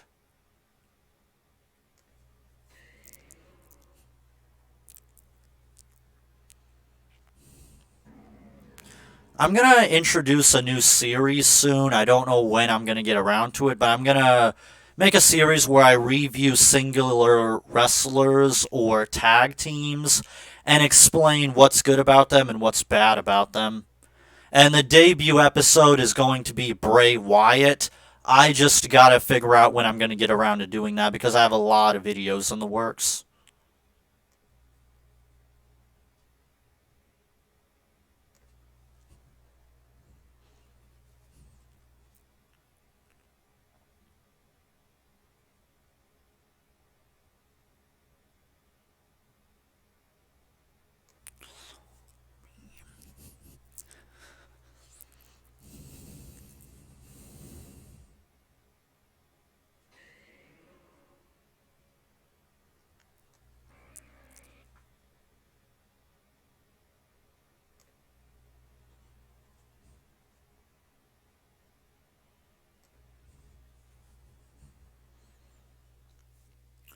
Yeah, supposedly the Ascension is still on WWE's roster. However, I don't believe it because they're basically gone. So yeah, with the Ascension gone, I no longer give two shits about the tag division. I used to have high hopes for it, but it's pointless now. It's really pathetic to see what WWE has become, and they still continue to listen to the Smarks. I don't know why. They never seem to want to learn their lesson.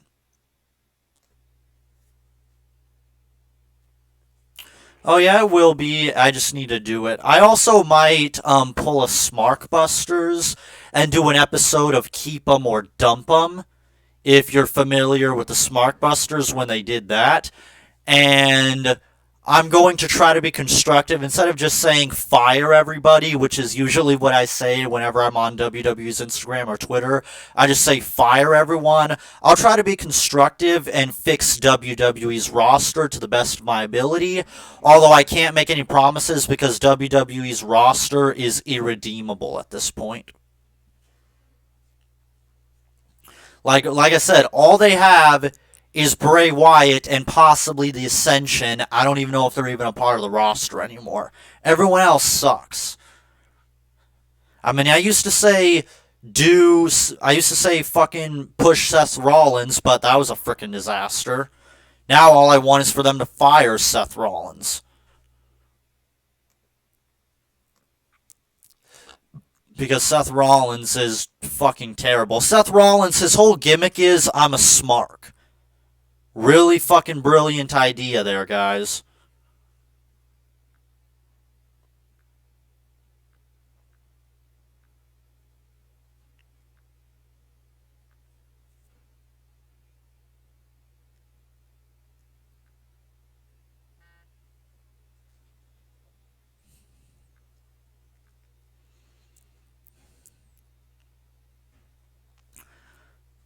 Yeah, Undertaker's retirement means nothing because they keep bringing him out of retirement whenever the ratings go down. So yeah, Undertaker's retirement doesn't mean anything. Although I was disappointed with the Goldberg Undertaker matchup. Apparently Goldberg botched that matchup and Undertaker was very pissed off about it. Which is disappointing that Goldberg botched what should have been one of the greatest matchups in history. But I guess that's what happens when you get old. Goldberg is not even in his prime anymore. Which is sad because Goldberg used to be the greatest of all time. Point blank, period. He was like right up there with Hulk Hogan as one of the best wrestlers in the world.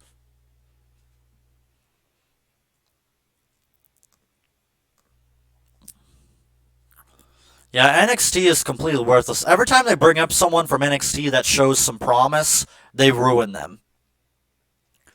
Like, let's see. The most recent example I could think of is Nikki Cross. I used to actually think Nikki Cross was okay. She wasn't anything special, but at least she had some semblance of character.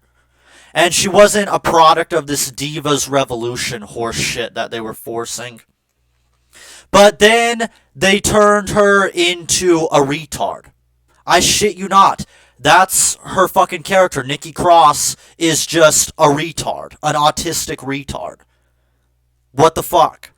Like, they want to talk about how much they love their divas, but they make Nikki Cross act like she's a special needs kid. What the fuck? What they did to Nikki Cross was inexcusable.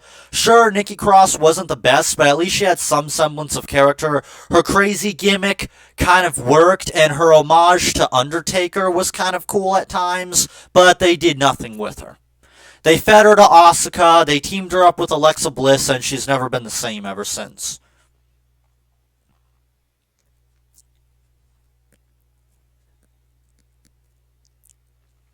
Oh yeah, when I heard they took the Ascension out of 2K20, I'm like, that's it. I'm done with the 2K series. I don't get why WWE hates the Ascension so much. They are extremely talented, and they just completely waste them.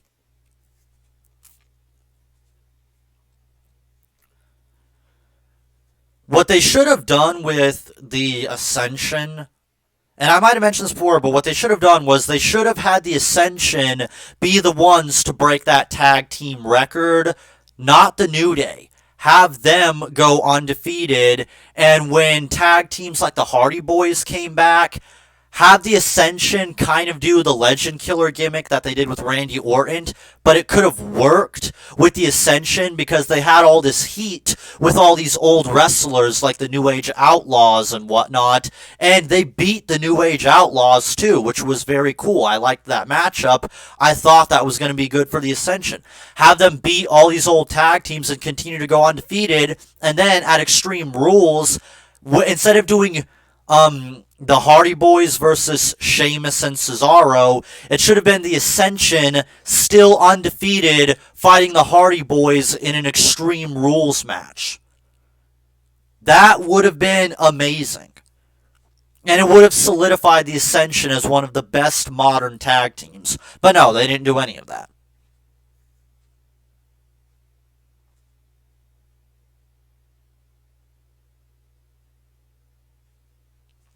Sure, what I just described may not be the most original idea, but it would have been something, and it would have at least made the Ascension feel like a big deal. Because the Ascension did have some good heat going when they called out all those old tag teams that were reuniting, and when they defeated the New Age Outlaws. They could have done something with it.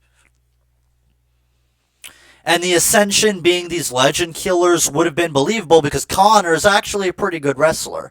Sure, he's not in as good of a shape as he used to be, but Connor's a pretty damn good wrestler, and he's larger than life. That dude is freaking huge. And Victor is also pretty good. For a guy as big as Victor, he's pretty cool. He's got some cool moves. He's very fast. He's very powerful. Whenever the Ascension hit or threw someone, you could definitely tell these guys had some power to them. They could make it look like moves in WWE hurt. Whereas whenever people like AJ Styles are on screen, all you can think is how fake everything they do is. Like, everything they do looks so fucking fake. With the Ascension, whenever they were doing moves, I'm like, damn, that must look like it hurt. Like, when the Ascension would hit people, they would hit people so hard it would leave marks on the wrestler's body. They knew how to sell shit. But not in like a jobber way, in like selling like good moves to actually make them look real. The best wrestler is a wrestler that can make a move look as painful as possible while inflicting the least amount of pain. And the Ascension could do that to a T. All their moves looked extremely painful. And Connor's one of the only wrestlers nowadays that still does a classic Dominator. One of the best moves in history. Connor's one of the only wrestlers left that even has that as one of his finishers.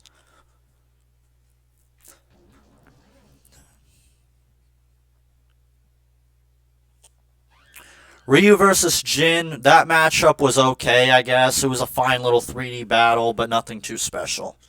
Ryu versus Jin should have been what they did in the first place instead of wasting their time with Ryu versus Scorpion, which was just stupid.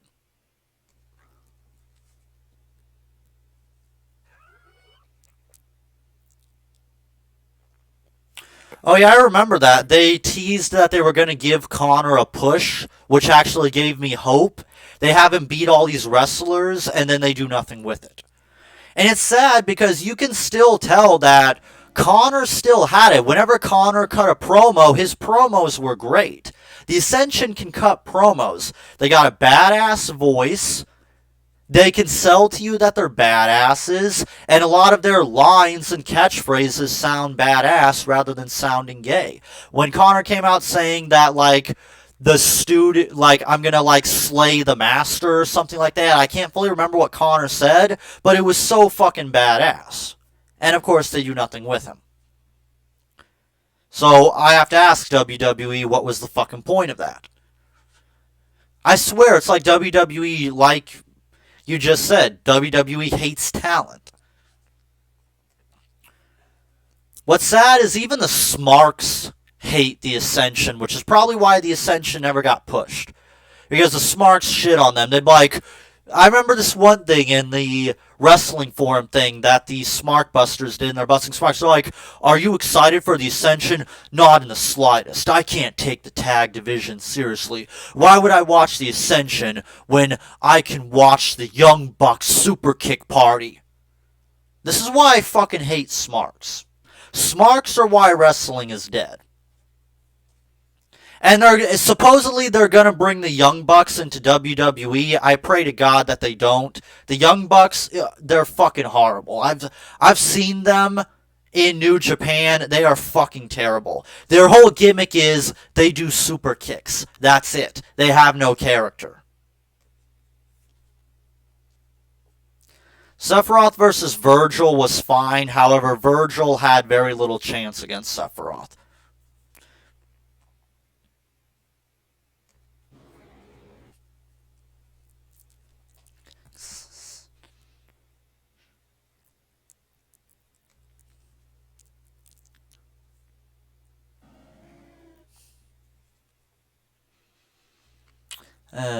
Shit.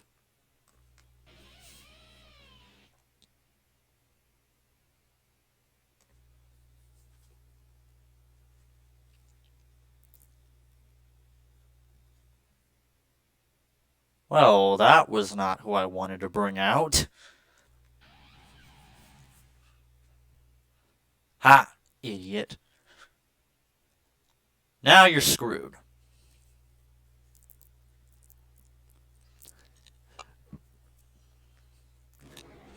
I remember one thing that pissed me off. Torterra used to be one of the most powerful starter Pokemon, but they nerfed the unholy mother of fuck out of him in the later games, and I don't know why they did that.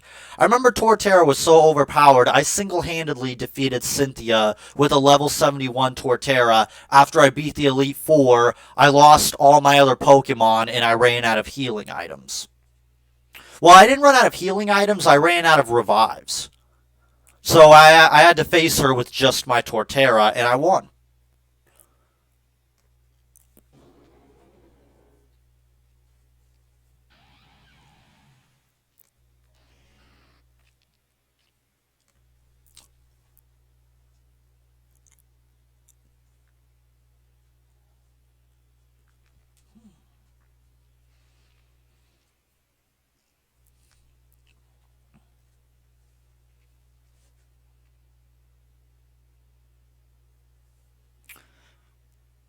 Strongest Esper user in anime. Maybe Accelerator, but given how many Psychic users there are, there could be one stronger. However, I do believe it's Accelerator, because I read in the A Certain Magical Index novel, which I haven't finished because I mostly watched the anime, Accelerator gets pretty ridiculously powerful. I believe I read that he becomes like solar system level towards the end of the novel. Accelerator is fucking busted. Which is sad because it ruined a Blood Royale I wanted to do for a long time, but now I have to cancel it because Accelerator is too fucking powerful. I wanted to have Accelerator fight Lucy. It was the matchup I wanted Death Battle to do. Two of the most powerful psychic users in anime history, but Accelerator's too powerful and would completely waste Lucy without even trying. So that sucks. I can't do that matchup. Because if I do, then I'm going to look like a hypocrite because I always criticize Death Battle for putting characters against each other that have no chance. Which sucks because Lucy versus Accelerator would have been something epic, but Accelerator's too fucking powerful. Even if I used a nerfed version of Accelerator, it wouldn't be enough.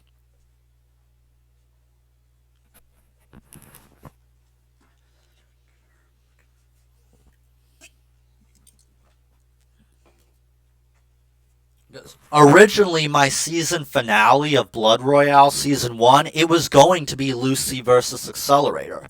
But I had to cancel it, and now I gotta figure out a new season finale. I don't know who I'm gonna have Lucy fight now. I have to find her a new opponent, and I have to find Accelerator a new opponent. I don't even think Mewtwo would suffice, because Accelerator would probably whoop Mewtwo's ass as well.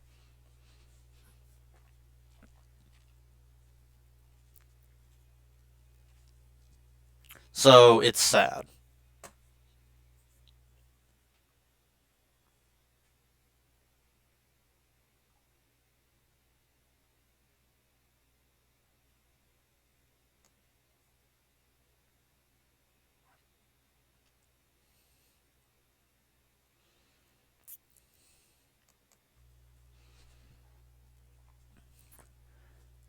You know, I might as well show you guys a little bit of Prison Kage, the sequel to Demonophobia.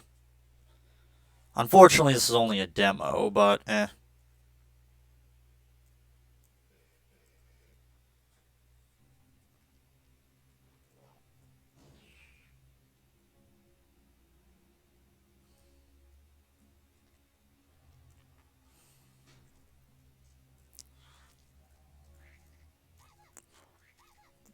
Damn it.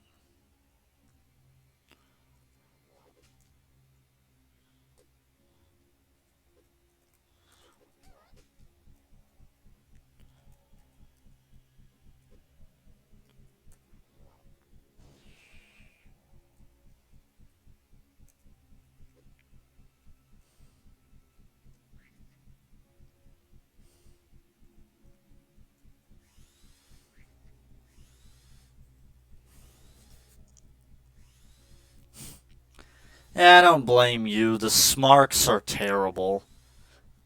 They piss me off every time I see them. I remember how frustrated I got when the Smarks kept trying to say that R-Truth is the only good thing left in WWE right now, which really pisses me off. R-Truth is fucking terrible. And I don't know why Smarks like R-Truth so much. He is a very, very shitty iCarly character, and that's being generous because R-Truth doesn't even have any character. So it's really fucking insulting when they try to praise him.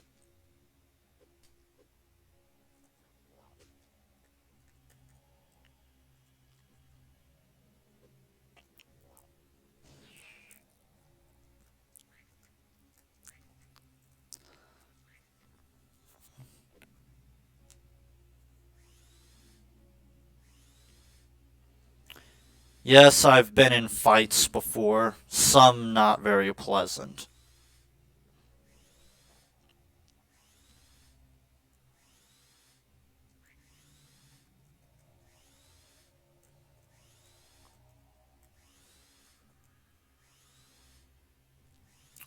My favorite Bleach character is Ulquiorra.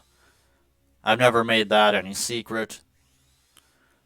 Ulquiorra is also one of my favorite anime characters of all time, but it constantly goes back and forth between him and Ulquiorra. I mean, not Ulquiorra. It constantly goes back and forth between Ulquiorra and Kimimorra as to who's my favorite of all time. I can never ever pick between the two.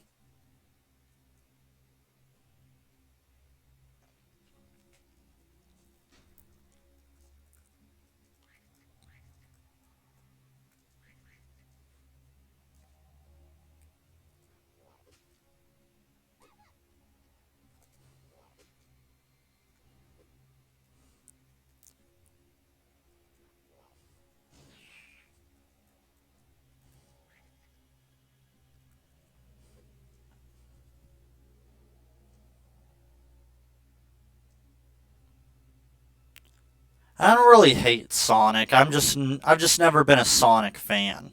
That's all there is to it. Personally, I've always been a Shadow the Hedgehog fan. I've just never been the biggest fan of the Sonic franchise in general. I usually preferred the Nintendo franchises.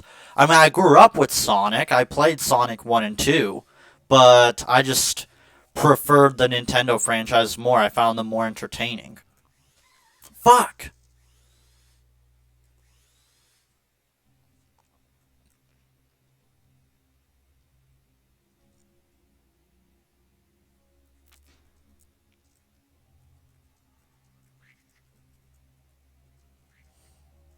For me. Oops.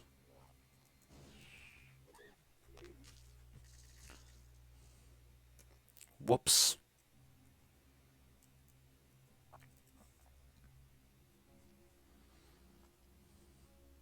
Yes, I've seen the new Sonic trailer, and I know Sonic fans are going nuts right now because they got them to change the design, and it looks better, which good for them. But trust me, the shitty design of Sonic is the least of that game's worries.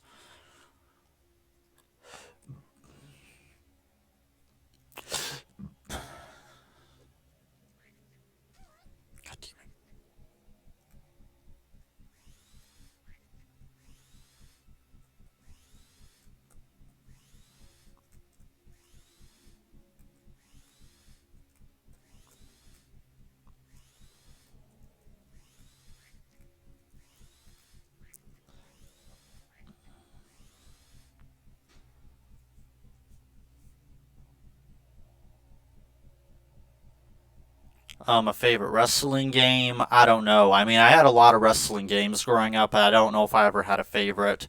I did have WrestleMania 2000 and SmackDown vs. Raw, which I remembered liking. And I really think Shadow gets unfairly criticized as a edgelord. I don't really think that's the case. He's a dark character, but I don't know if I would describe him as edgy. And the argument that he's edgy because he uses guns is retarded. Because by that logic, then Doom Guy is an edgelord because he uses guns. Just because Sonic is a joke and is a product of the 90s doesn't mean that, oh my god, Sonic characters using weapons is just stupid. No, that's not how this works.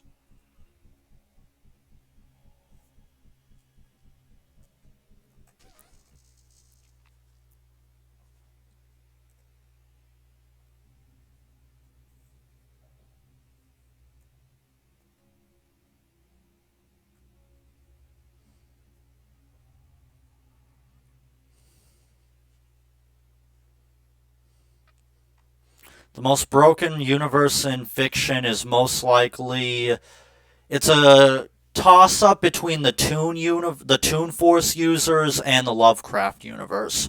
But it probably has to go to the Lovecraft universe because the Eldritch gods are busted beyond repair.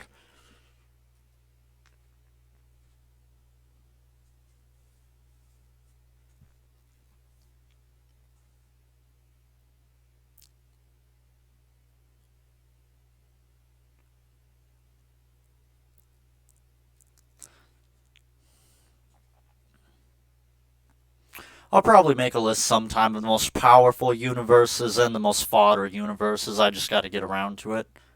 I hold back on doing some videos because I really want to get a better mic. I'm hoping if I am not able to get monetized or get donations anytime soon, Christmas is around the corner, so I'm hoping I usually get money for Christmas. Hopefully, maybe I can get myself a better mic. Because usually my videos are very well edited, and I try to edit the audio quality to the best of my ability, but there's only so much I can do with a $20 PS3 mic, because that's what I use. And as you've heard in my first live stream, the 500 subscriber one, my laptop mic isn't any better. My laptop mic was what I used to record my top 10 best anime openings, and that one was shit. Yes, I don't like epic rap battles because I don't like rap. So why would I like epic rap battles?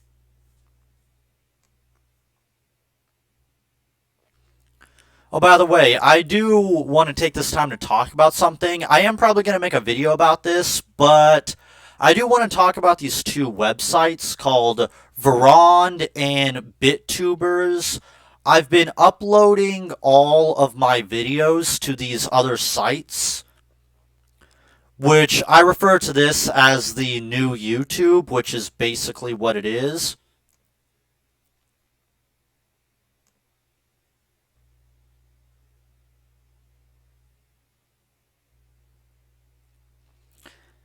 This website, Verond, is basically like YouTube before it went to shit, but unfortunately not a lot of people are using it.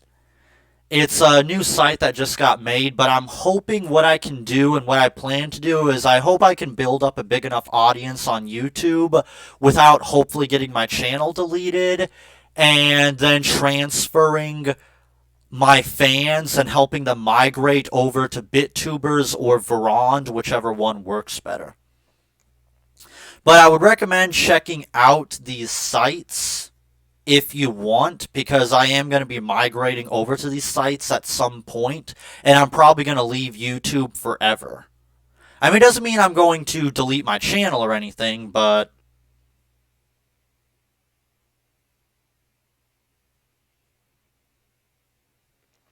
it is most certainly something to keep in mind.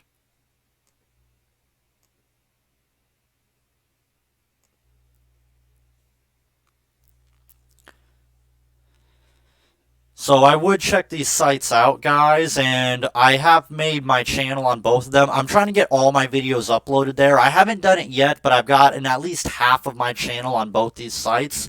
And I'd recommend subscribing to me and see if you like these sites, because I'm going to be migrating over to one of these sites at some point.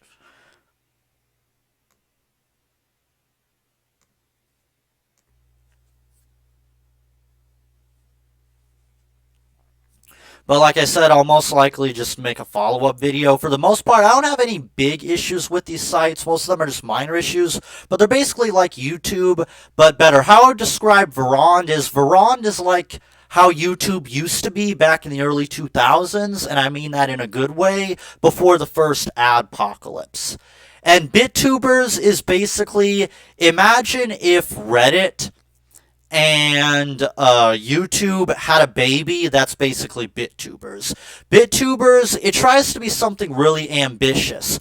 It tries to be a video and streaming website and a social media network and its own browser all in one. There's the BitTube browser, and then there's the BitTubers website, which is basically YouTube, and it's also a combination of YouTube and Reddit because it wants to be a video sharing website and a social media website at the same time.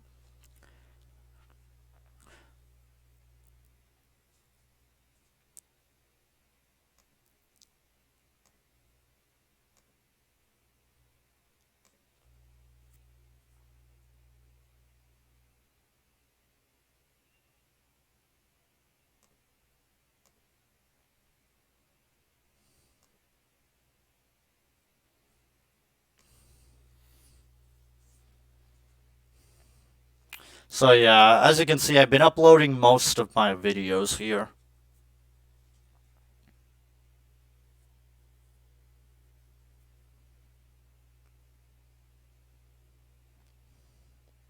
I still have a long way to go, though, before I get all of them on here. I was even able to get some of my videos that got banned from YouTube on these websites, like my Truth About Traps video, which got taken down because I used 2 seconds of footage from that fucking K-On! Anime for a transition. 2 fucking seconds. And that was enough to get my entire video taken down. Fucking bullshit.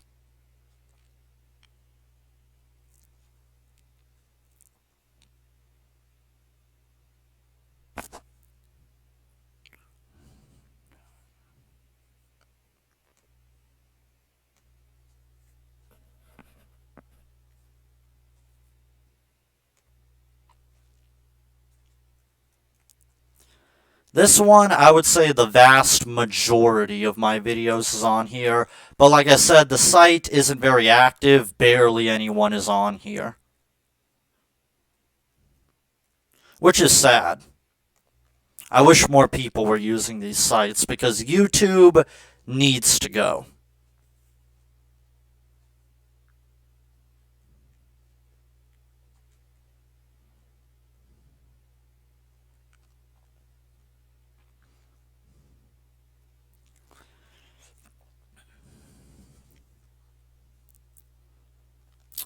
I'll give you my thoughts on SpongeBob with this.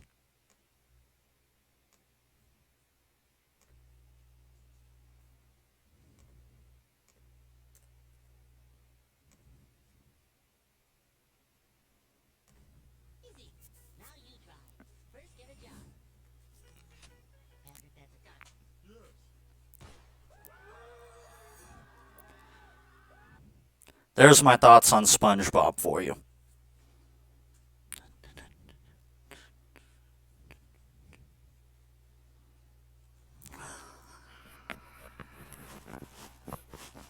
Once again, I don't know why my fucking OBS is lagging so fucking hard.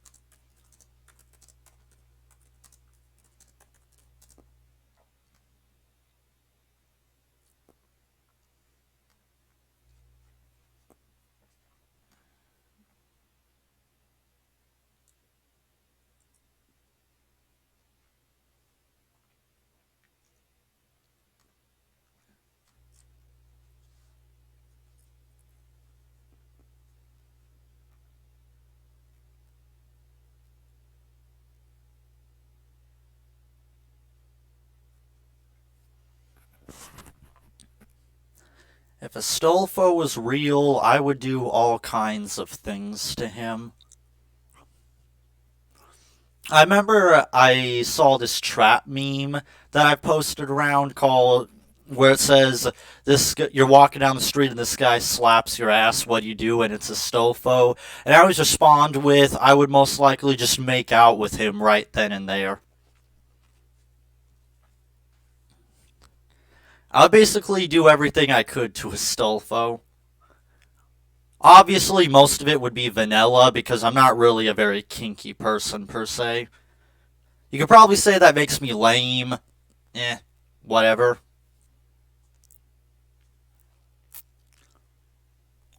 But yeah, I'd probably make out with Astolfo, strip him down. I would definitely suck his dick, without question.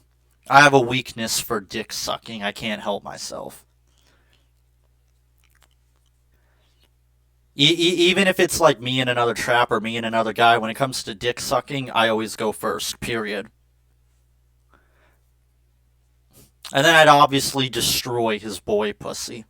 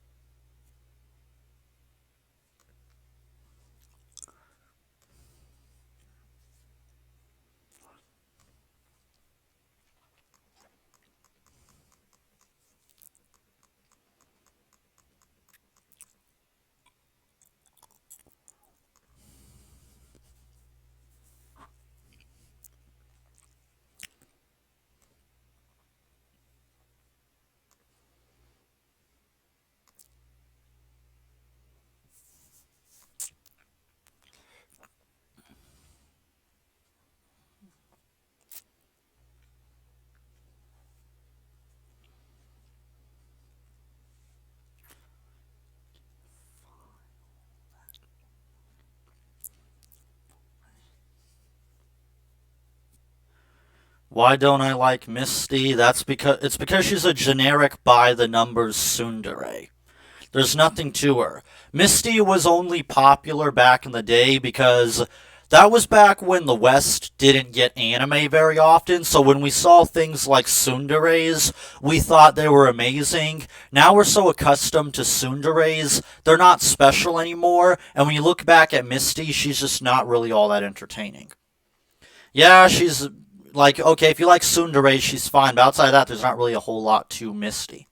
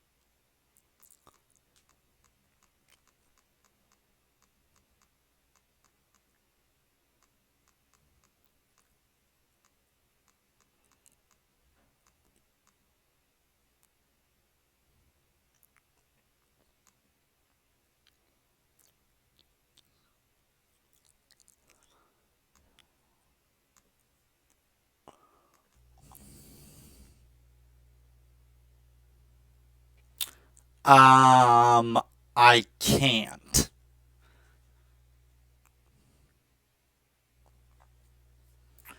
I'm not really sure how to explain it without going into too much detail, but let's just say if you ever tried to have sex with me with a condom on, my ass is going to reject you and you are not going to get your dick inside me no matter how hard you try.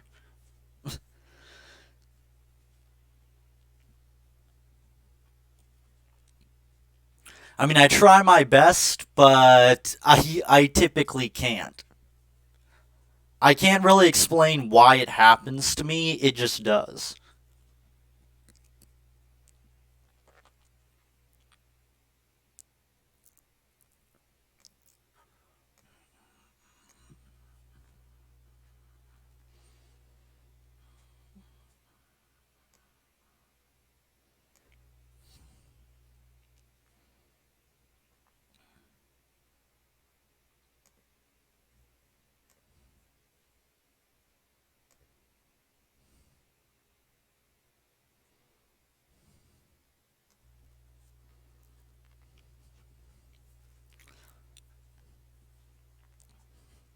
I mean, I try to be as safe as I can, but if you've ever actually been with me, you would know what I'm talking about.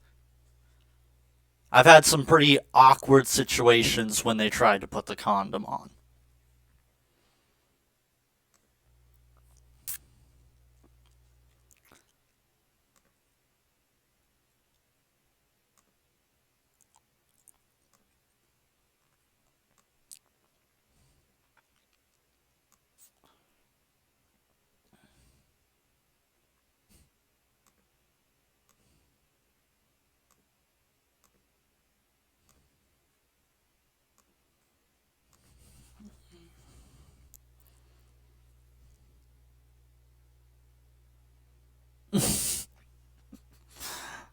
I don't know how to respond to that one. Girly 90s music? Are you trying? I got nothing on that one. That's my mind is a blank.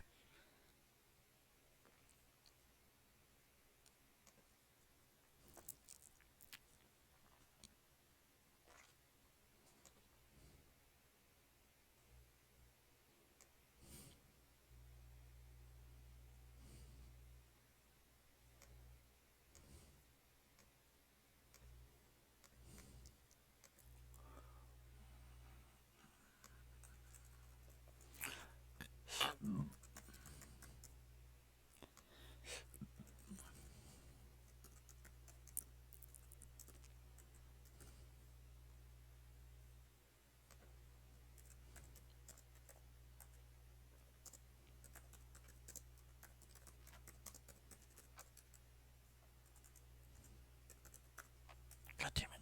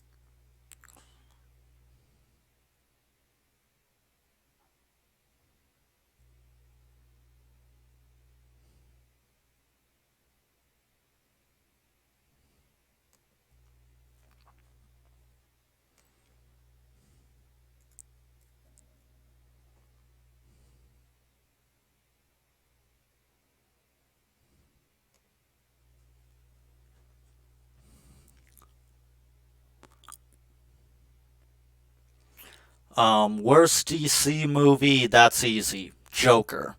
Worst Marvel movie, Endgame.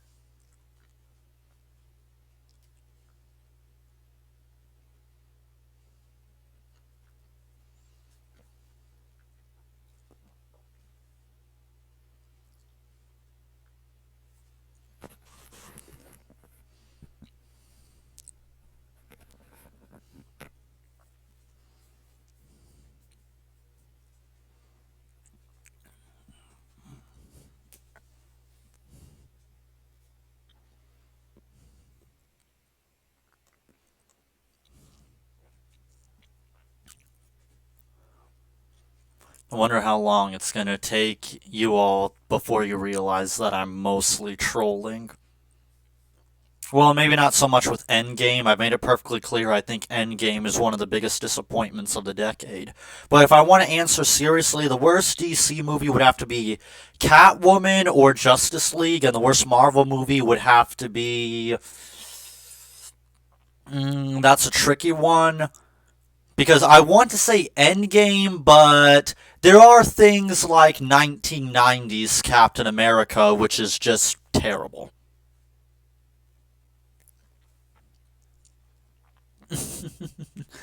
No, I haven't seen Joker yet. That's the reason why I haven't put out a review yet.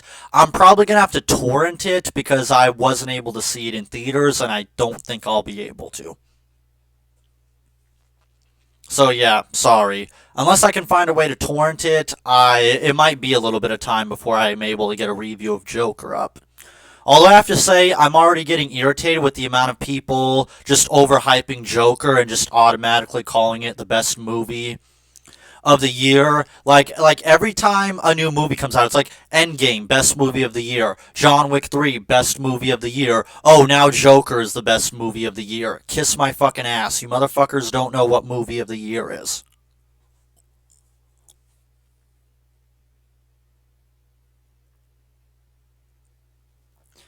I did make a DC rant. I made one of those a long time ago. However, you may not have been subscribed to me when I made it, but search through my YouTube channel. There is a DC rant on there. Probably one of my most extreme rants. And keep in mind, all my rants are intended to be over the top in the same vein as AVGN. Please don't ever take my rants to mean that I'm actually angry. My so called anger is obviously exaggerated. But I did make a very extreme DC rant a long time ago. It was back when they revealed Black Starfire, and I wanted to fucking hang myself.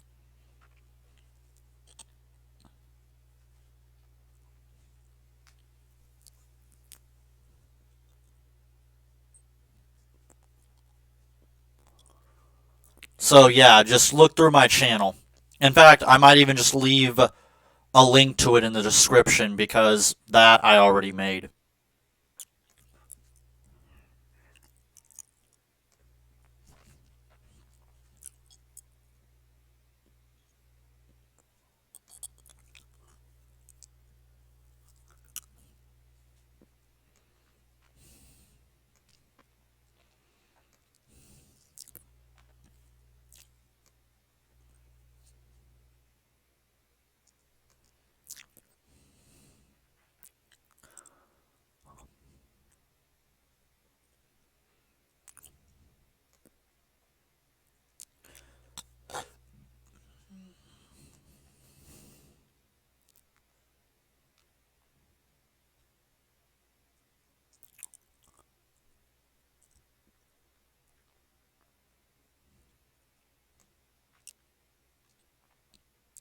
Where is it?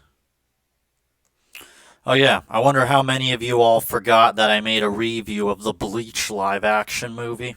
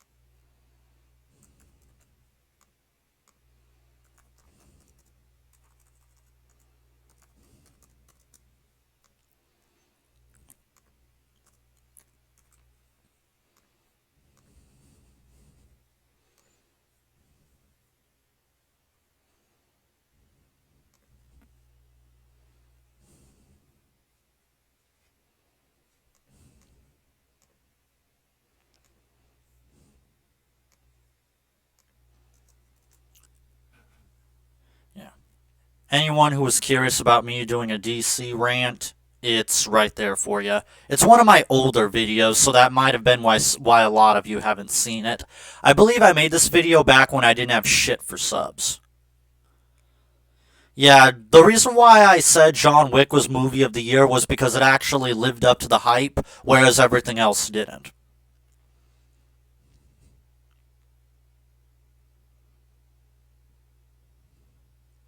Yes, I do have Hunter x Hunter matchups. I haven't found an opponent for Killua yet, but Gon is going to be in Season 1, so you are going to see Gon fight.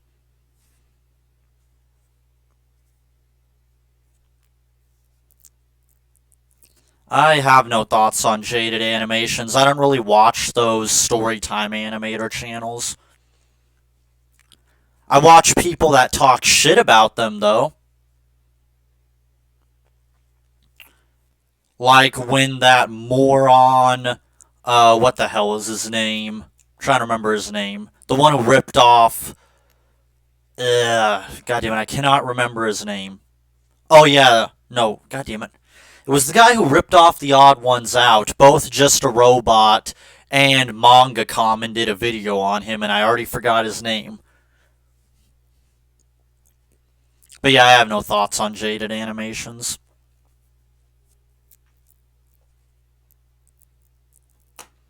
Oh yeah, I remember his name now, Fox Goodman. His response video to all that drama was frickin' hilarious. Also, I love how he randomly used the Undertaker theme song in one of his videos for, like, no reason. Yes, I've watched Ralph the Movie Maker for a long time. I've been watching him since I was in high school. I enjoy his videos quite a lot.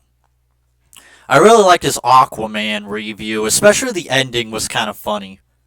I don't know why, but for some reason, his little character just randomly saying, "Fuck you, Bruce Willis," just made me laugh for some reason.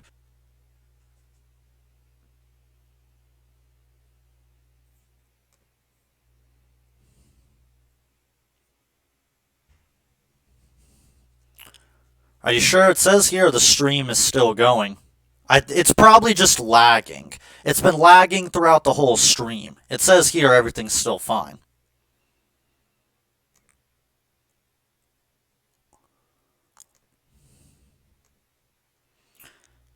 Says here everything's fine, guys.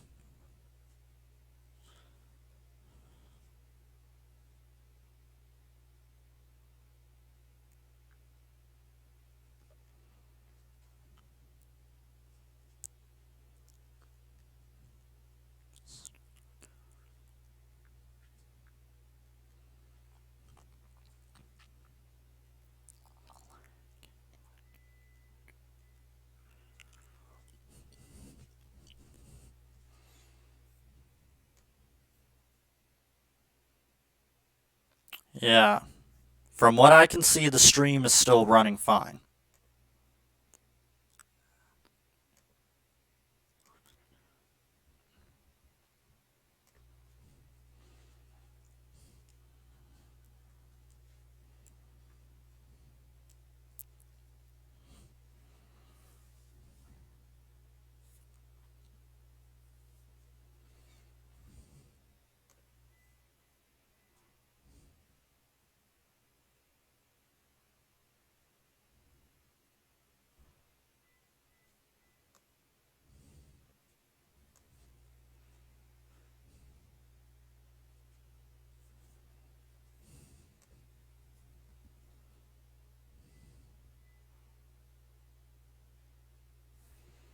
I said that I'm going to need a little bit more to work with as to why Killua should fight Mikasa. Because if it's just that they both have access to lightning, I'm going to need a little bit more than that. Because by that same logic, I should have Misaka fight Sasuke, but we all know that's gay and I would never do that. So I need something to work with as to why Killua should fight Misaka. I said I've been watching Ralph the Movie Maker since I was in high school. I'm no stranger to his videos. His most recent review, Aquaman, was pretty funny. I liked the ending skit where Bruce Willis just randomly shows up. I do think some of like Ralph's stuff gets a little bit weird at times, but for the most part, I like his videos, and his style is a decent change of pace from what we're usually used to with movie reviewers. And unlike Nostalgia Critic, he actually does have some quality to his videos whenever he does do skits. And if they are done shittily, it's usually done for comedic effect.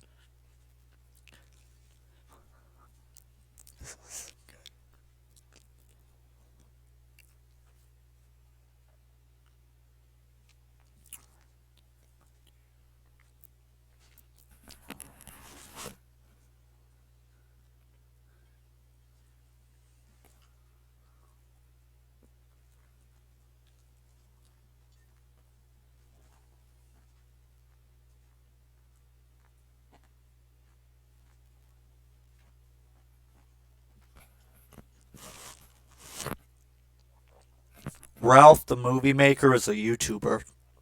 He does movie reviews. He's basically the Nostalgia Critic if the Nostalgia Critic didn't suck and wasn't cringy. He takes more of the cynical, emotionless approach to his character. He does sometimes have over the top rants, but for the most part, it's not his thing.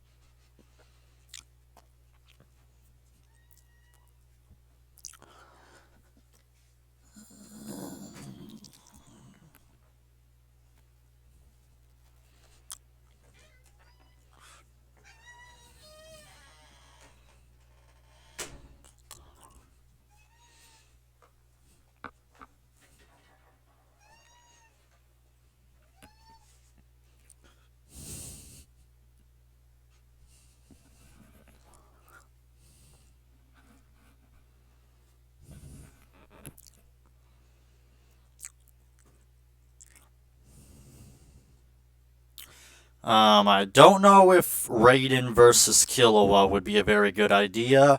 Also, I'm not sure what the reasoning would be as to why I would do Raiden versus Killua. I mean, I'm gonna need more than like shallow things like they're both assassins or they both use lightning. I'm gonna need a little bit more than that. Like I need something that would be able to make the matchup interesting.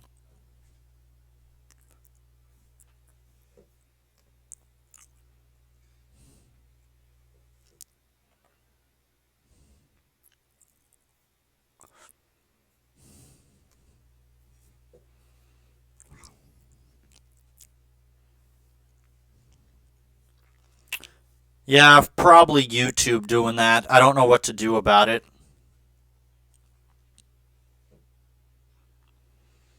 No, Aquaman and Captain Marvel were both equally terrible, but Aquaman was probably worse because the writing was just completely incompetent.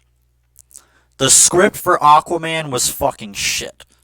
And there used to be a really good review by the Dishonored Wolf that completely destroys Aquaman, but unfortunately, I think it's lost forever because he deleted his YouTube channel. Though he did recently come back, many of his videos were lost.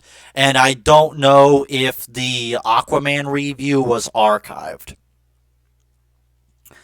So unfortunately, the only big review left that calls out Aquaman is Ralph the Movie Maker's review, which is good, but he didn't go as in detail as to why Aquaman sucks as Dishonored Wolf did. He spent an hour destroying that movie and just really getting across why the script doesn't work because so many people were comparing Aquaman to Lord of the Rings, which is complete bullshit.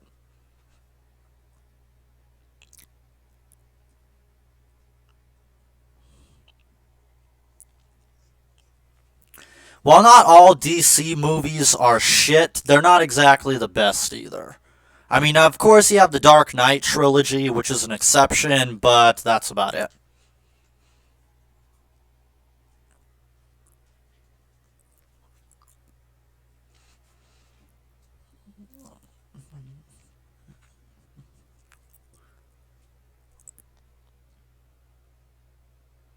Rick Sanchez can go fuck himself. Next.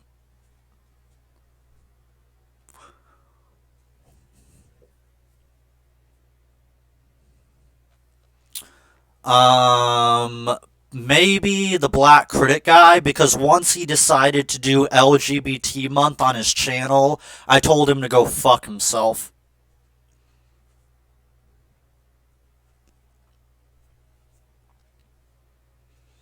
I hate it when people do shit like that. I've made it no secret that I don't like LGBT month. I fucking hate it. And I know how that sounds coming from me, and I've had people try to say that I'm a hypocrite because, oh, you're a bisexual trap. How can you hate Pride Month? Because Pride Month is fucking stupid. I hate Pride Month. Why should I be treated differently 1 month out of the year just because of an unchangeable fact about myself? It's fucking stupid. What's next? Are we gonna have Trap Pride Month? Trap Appreciation Day? Go fuck yourself. I don't like being treated special just because I suck dick. That's stupid. I am not special just because I suck dick. I'm not special because of who I decide to date. I am not special because I decide to dress in girls' clothes. That's not how this works. I was going to make a rant about Pride Month, but I didn't do it because I decided to do the top 10 worst lesbian characters in anime. But next Pride Month, if they keep up with this shit, I will make a rant and I'll completely tear Pride Month a new asshole. I hate Pride Month, I hate LGBT Month, and when the Black Critic guy did his LGBT Month thing, it was so fucking cringy, I hated it. This guy couldn't even get simple terms right. He doesn't know the difference between yaoi and shonenai. Like he kept doing these reviews of the so-called Yuri and Yaoi anime, but he doesn't even know that Yuri and Yaoi focuses on the sexual side of a gay relationship, and Shoujo Ai and Shonen Ai focuses on the romantic side of a gay relationship, but this stupid fucking moron is so incompetent, he can't figure that shit out.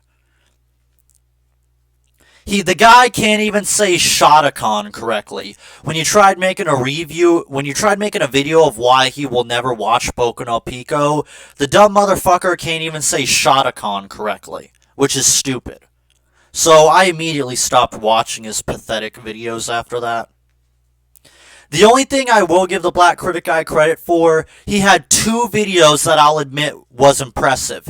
He had a very interesting video where he gave an interesting perspective on incest in anime and why it's so prominent in Japan, which was very good. He made a very mature critique of the controversial anime Koi Kaze, which I was kind of impressed after how much shit he would talk about anime like Boku no Pico. I was kind of impressed. And he did do a good job saying, I'm done seeing Disney movies, here's why. Outside of that, I was done with the Black Critic guy. His LGBT month pissed him off. His constant attacking of Dawn really pissed me off.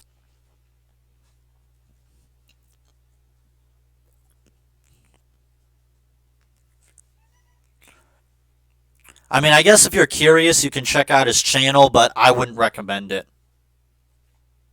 Chances are he might end up on my Never Go Full Retard series because of some of the dumb shit he's done.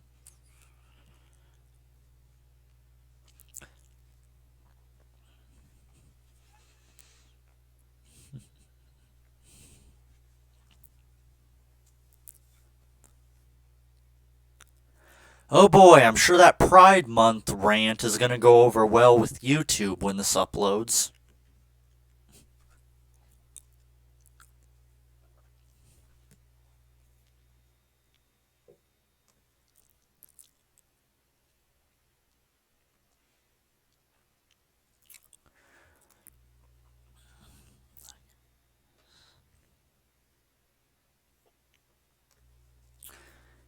Okay. I might possibly cut this off at the 3 hour mark. I guess it depends on how active you guys continue to be, but I'll probably cut it off at the 3 hour mark. And I'll try to do streaming more often. I was going to do a big group stream, but I was never able to work out a time with all the guests that were supposed to be on. So I was never able to get around to doing it. No, I haven't seen Takagi-san because I don't even know what that is.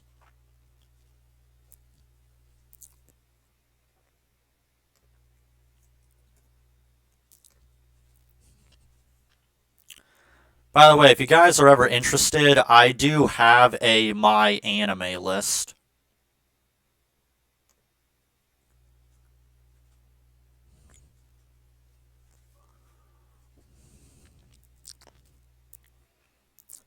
If you're ever interested in some of my thoughts on anime.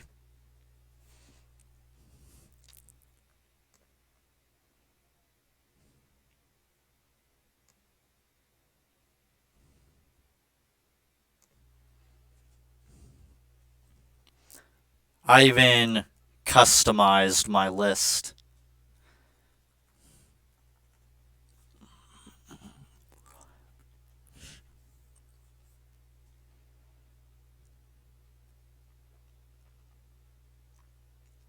I don't think he was being rude. He was just telling me to look it up. I will. It's just that I've never heard of it. I might look it up. I never heard of what that was until now.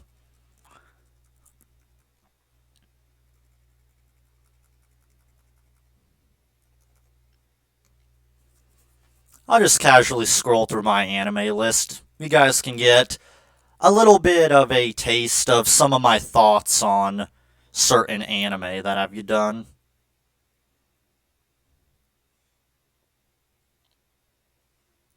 or watched. Akisora score 4. Ugh.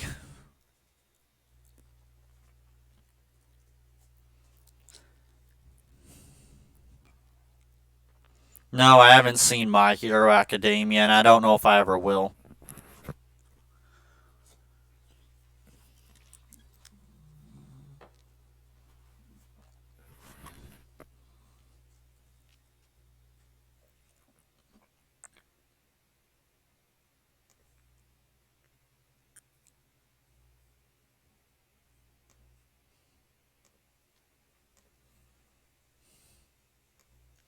Thoughts on Johnny Bravo? That was a classic. One thing that shocked me about Johnny Bravo was that show was made by the lovely Seth MacFarlane, which is something I was not aware of back in the day.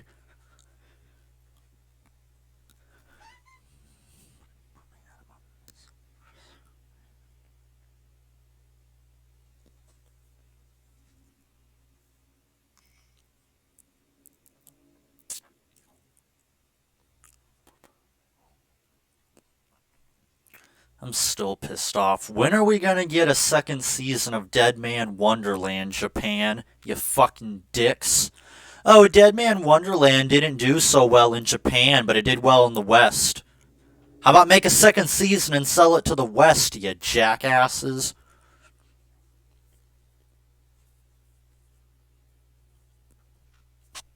Yeah, I most likely will end up watching My Hero Academia at some point. I never said I probably will never watch it, just that I haven't watched it yet, and I have no plans to watch it anytime soon. Mostly because My Hero Academia seems like another battle shonen, and I'm kind of tired of battle shonen. I've moved on from battle shonen. They don't impress me like they used to. Once you watch anime like Death Note, Fate Zero, Fate Stay Night, Kodomo no Jiken, Dead Man Wonderland, Berserk, these anime tend to change your perspective, and it makes it hard to go back and enjoy things like Bleach or Dragon Ball Z or Pokemon or something like that.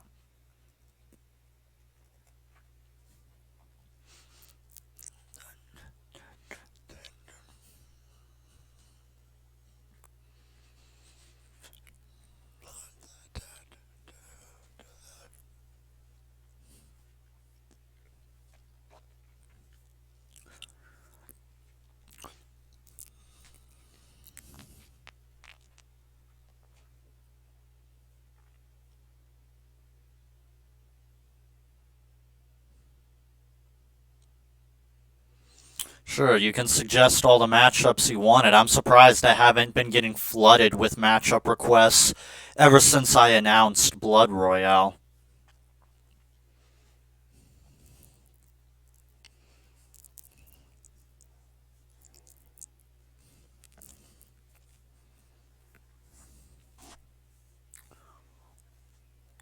Like, I do have a general outline for Season 1, however, I don't have an outline for Season 2 just yet. But hopefully in Season 2, I'll be able to do a lot more fan requests. If you're referring to the interview with 237, I don't know. I was able to hire a voice actor, but to do a narration for 237 because he's foreign and his English isn't very strong. He does understand some English, but he still needs to use a translator when he talks to me.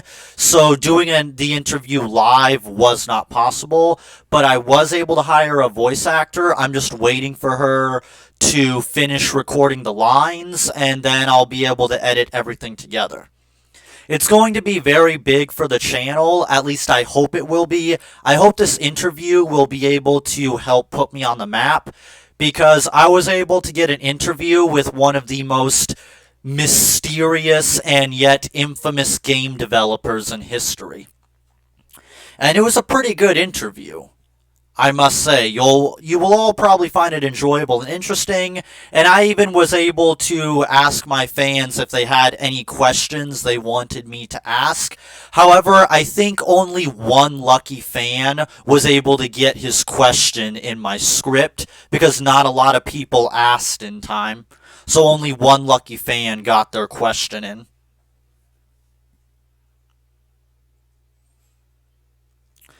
Corpse Party, from what I understand, the games are good, but some people say the anime adaptation isn't as good as the video games. I thought Corpse Party was okay, but I think hyping it up as the goriest anime ever was probably not very good, because Corpse Party was no more gory than Elfenlied. I'd probably say Elfenlied was a whole lot more gory. But Corpse Party was okay, but it wasn't really anything special. And I haven't really played any of the video games. I've seen people play them, and I am aware that one did manage to get on 3DS, which is pretty hilarious. Anyone who tries to tell you that Nintendo is a kiddie company, remind them that Corpse Party made it onto the 3DS.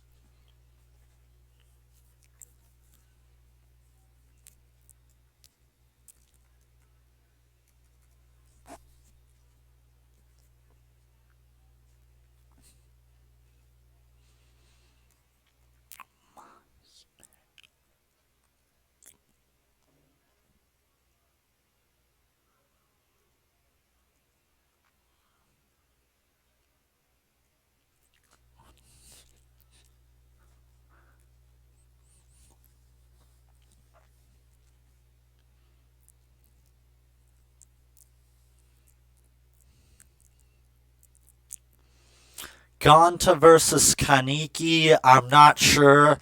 It could work, but I don't think pulling the whole get two characters that have the same power to fight each other is a very good death battle idea. I've constantly spoken out against that, and I obviously have no intentions of following in Death Battle's footsteps, because then it just invalidates any criticism I've thrown at Death Battle's way if I just do the same shit.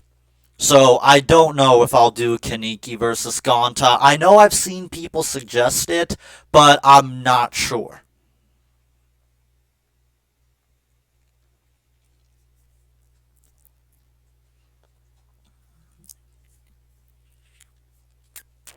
I might do it, but I might not do it. I'm not certain yet. I don't know who I'm going to have Kaneki fight. One of my friends and subscribers keeps suggesting I should have Kaneki fight Lucy, because he seems to be under the impression that Kaneki is the king of horror in anime, and Lucy is the queen, so have the king and queen fight. I'm sorry, but Kaneki does not hold that crown, and as far to my knowledge, he never did. And he probably shouldn't be anywhere near Lucy because she'd probably kick his fucking ass.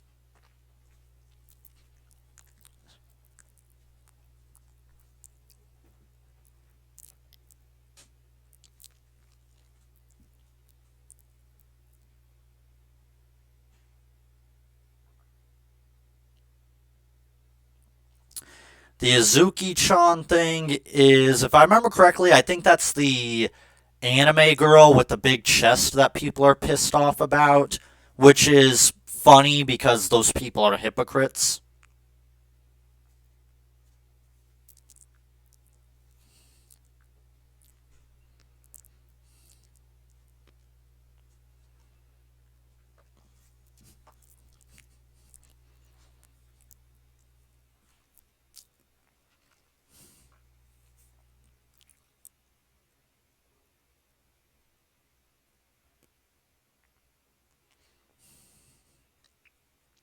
Nope. I am not allowing anyone to see the name of that anime. Not happening.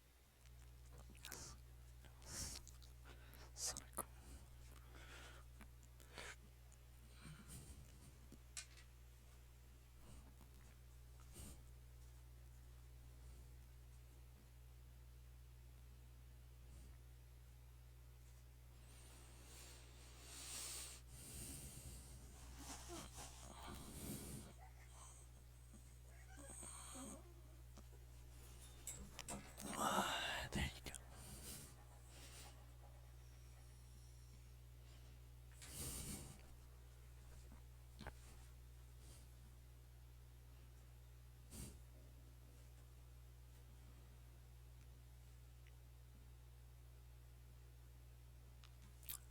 Yu Yu Hakusho versus Hitsuga from Bleach.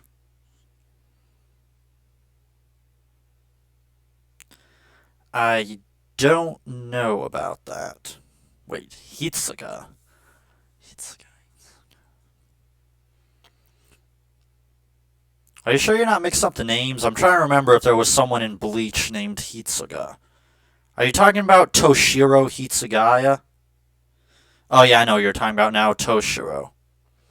Why Toshiro versus Yu Yu, though? I don't know if I'll ever use Mob from Mob Psycho. Maybe, I mean, I could possibly put him against Lucy, although I don't know if I'm going to do that, because if Mob can't defeat Tatsumaki, he's not beating Lucy. Because I promise you, I'm probably not ever going to do Tatsumaki versus Lucy, because Lucy would beat her fucking ass.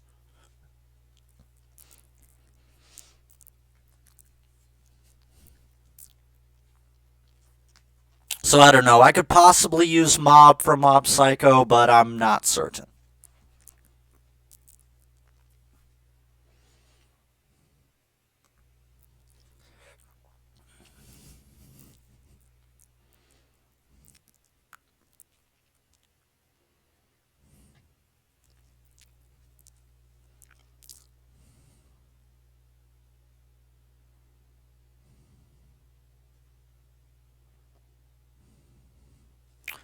A perfect anime battle. That's tricky because there would be a lot of factors that would go into that, but I would say what could make an epic battle is if all the Fate servants got together in one large scale Holy Grail war. That could be very interesting. Kind of like Endgame, except it wouldn't suck.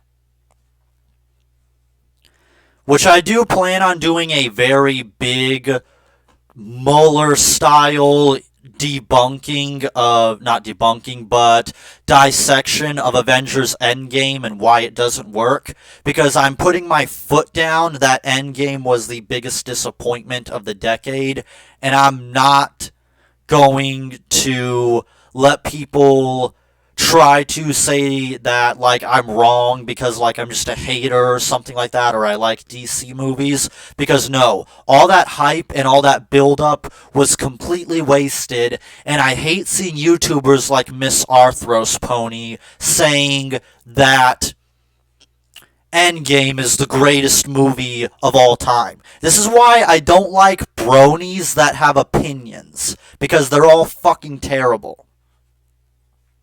Endgame, you're going to try to say that Endgame is better than Terminator 2, Star Wars Episode 5, The Godfather, Taxi Driver, Indiana Jones. I'm sorry, Endgame isn't even on the same level as Back to the Future. I'm sorry. Fuck off with that shit. Seriously, if you ever need an excuse to commit suicide, just go watch Miss Arthros Pony try to justify how Avengers Endgame is a perfect movie while immediately contradicting himself by saying that the movie has flaws. No, the best movie of all time is not Citizen Kane. It's sometimes hyped up as the best movie of all time, but it's not. In fact, if you actually watch Citizen Kane, the way it's made is very impressive at the time, but the movie itself is very, very boring. So no, Citizen Kane, it's one of the best movies of all time, but it's not a very entertaining movie. I was talking about movies that fit the bill of best movie of all time, but are actually entertaining. And I'm sorry, but if you're going to try to say that Endgame is better than something like Terminator 2 or Star Wars Episode 5, you can go fuck yourself. That Miss Arthros Pony guy might have just earned himself a spot on my Never Go Full Retard series. I know it's just his opinion, but he's trying his best to be objective in saying that Endgame is perfect while immediately contradicting himself. I hate it when people do that. That's why I consider that response video I made to that YouTuber Mag and her foolish boyfriend, because the video, they constantly contradict themselves throughout the whole video, and I hate it when people do that.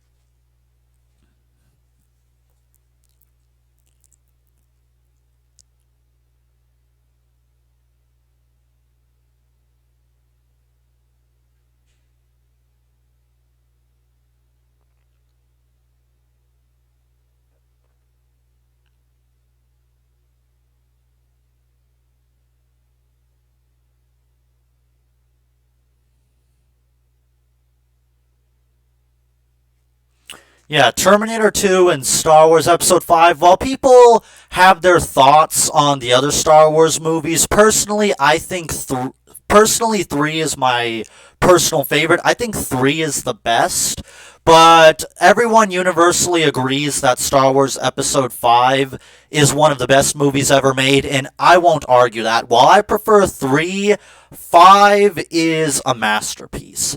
And if you're going to try to put a movie on the same level as Star Wars Episode 5, you better damn well back your shit up.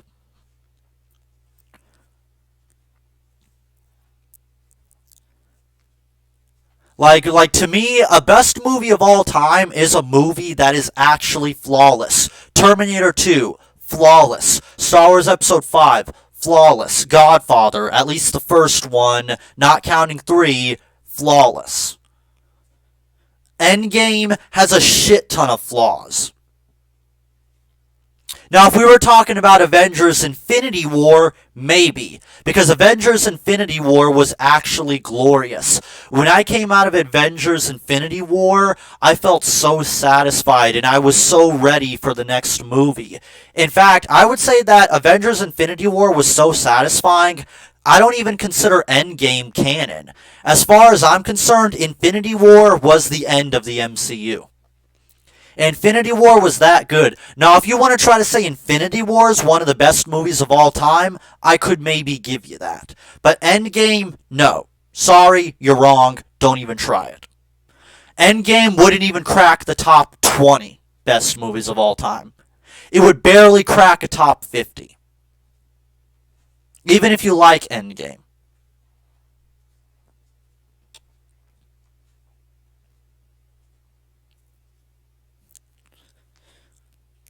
Maybe someday I'll make a list of the best anime of all time because I not the best. Maybe I'll make a list of the best movies of all time because I do have plans to someday make a list of the best anime of all time.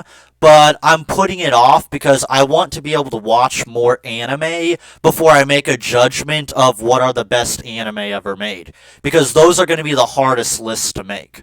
Both movies and anime alike. I'll probably be saving that for like, I don't know, maybe a 50,000 or 100,000 subscriber special if I ever get that far, just because those would be very huge and very difficult lists to make. And I would want to be able to give those anime and movies the respect they deserve. Right now, I don't feel I'm in the best position to make a list like that.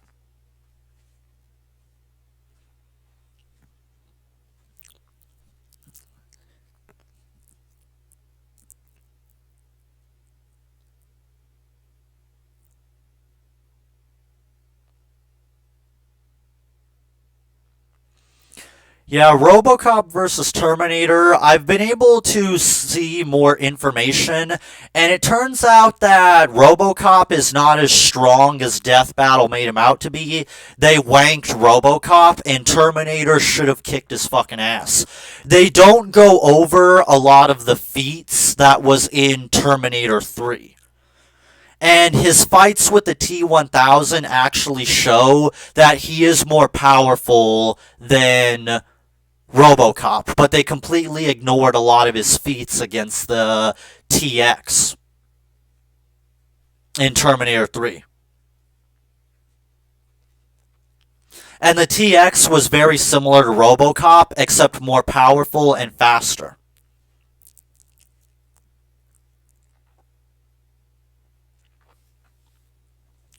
So yeah, I could possibly consider making a debunking as a follow-up to my Terminator vs. RoboCop review.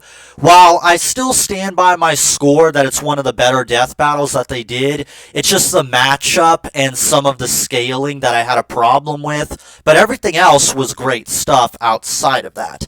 However, I will concede that the matchup was terrible, and they did fuck up some of the scaling in regards to Terminator and RoboCop.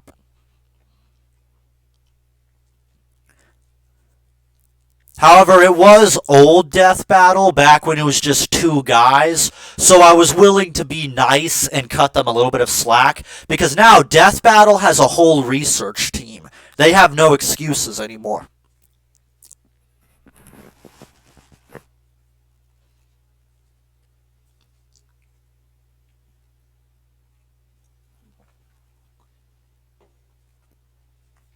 No, there's been theories about that happening, but no, RoboCop and Terminator were both equally popular, and they're both equally a part of pop culture.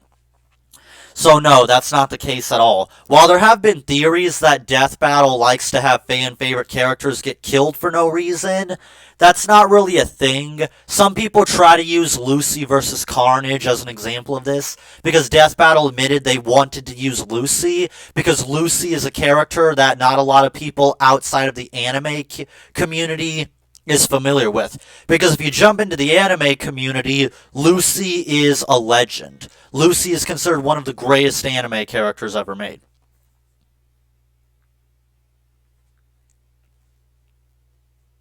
However, outside of that, not a lot of people are familiar with who Lucy is.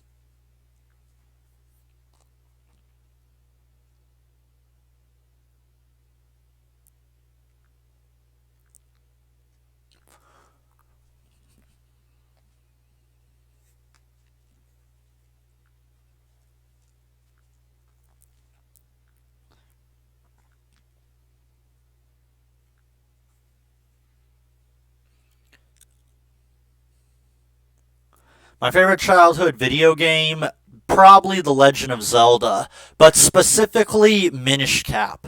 Though I love all the Zelda games for the most part, Minish Cap was the one I played the most growing up as a kid. I really loved Minish Cap. That is the Zelda game I played and beat the most. I really love Minish Cap, and Capcom knocked it out of the park with Minish Cap. Maybe I'll make a review of Minish Cap someday, because I really, really love that game. The only thing I didn't like about it, I thought it was a little bit too short. I wish we could have gotten a couple more dungeons. There's only like 6 dungeons in the entire game.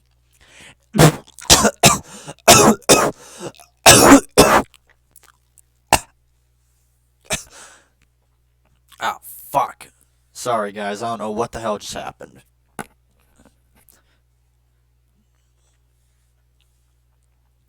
How powerful did I say Saki K was? I don't know. I've never done a full power scaling of Saki K. Maybe I'll do that sometime, but I do know he's very powerful. I think he's planet level because if he doesn't restrict his power, he can destroy the entire planet without, but he can destroy the entire planet by accident if he doesn't restrict his power. So I think he's planet level, but I could be wrong.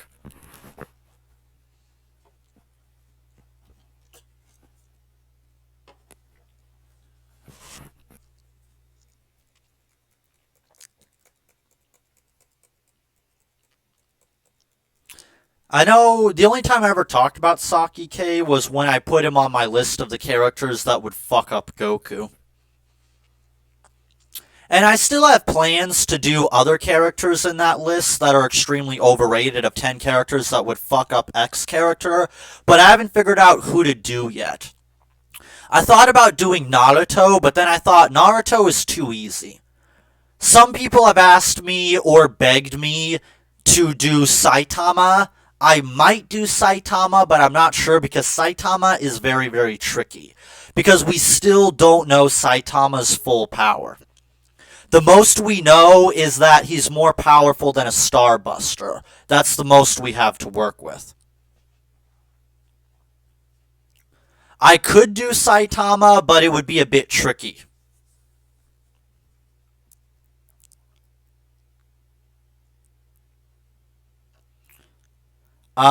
Yeah, I'm doing one right now. Ghost Rider versus Simon Belmont.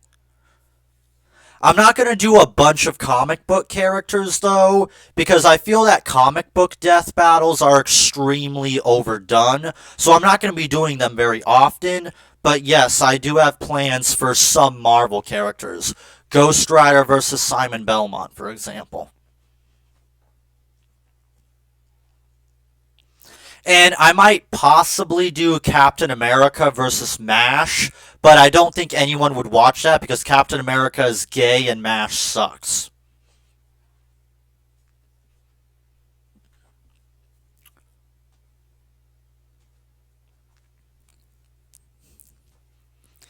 So yeah, I don't know. I might do other Marvel matchups, but I'm not certain because I don't like doing comic book characters because comic book characters are a bitch to do because you have to go through all the shit that's canon and not canon and you have to be careful not to do composite and it's just a fucking mess. I like to stick to my territory of video game and anime characters. While Blood Royale isn't going to be dedicated to just video game and anime characters, that is my comfort zone. I'm not very comfortable with doing comic book characters. That's why I have people on my research team that are comic book experts, because I'm not very good when it comes to comic book characters. Yes, it is sad. You need to play a Legend of Zelda game ASAP or the entire universe is going to collapse in on itself. Please don't destroy us all because you're not playing one of the greatest video game franchises ever made. If you don't know who MASH is, she's a character from Fate. I'll show you what she looks like.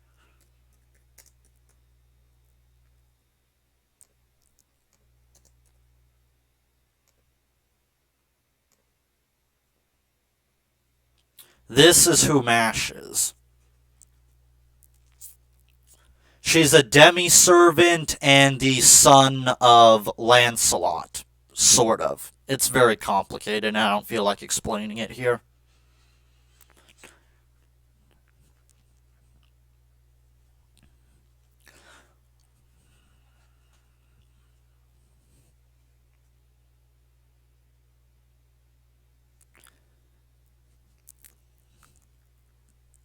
I think it might be a little bit obvious why I'm considering doing MASH versus Captain America, but I don't know if I ever will. Because I'm just going to be real, I fucking hate Captain America. And I really hate the posers that pretend to like Captain America just because of the MCU. No, bullshit. You don't like Captain America. You all hated Captain America, and you're only pretending to like him because of the MCU. Captain America is a fucking joke, and he always was a joke. He's the Marvel equivalent of Superman, just not as powerful, but he's just as much of a clown as Superman.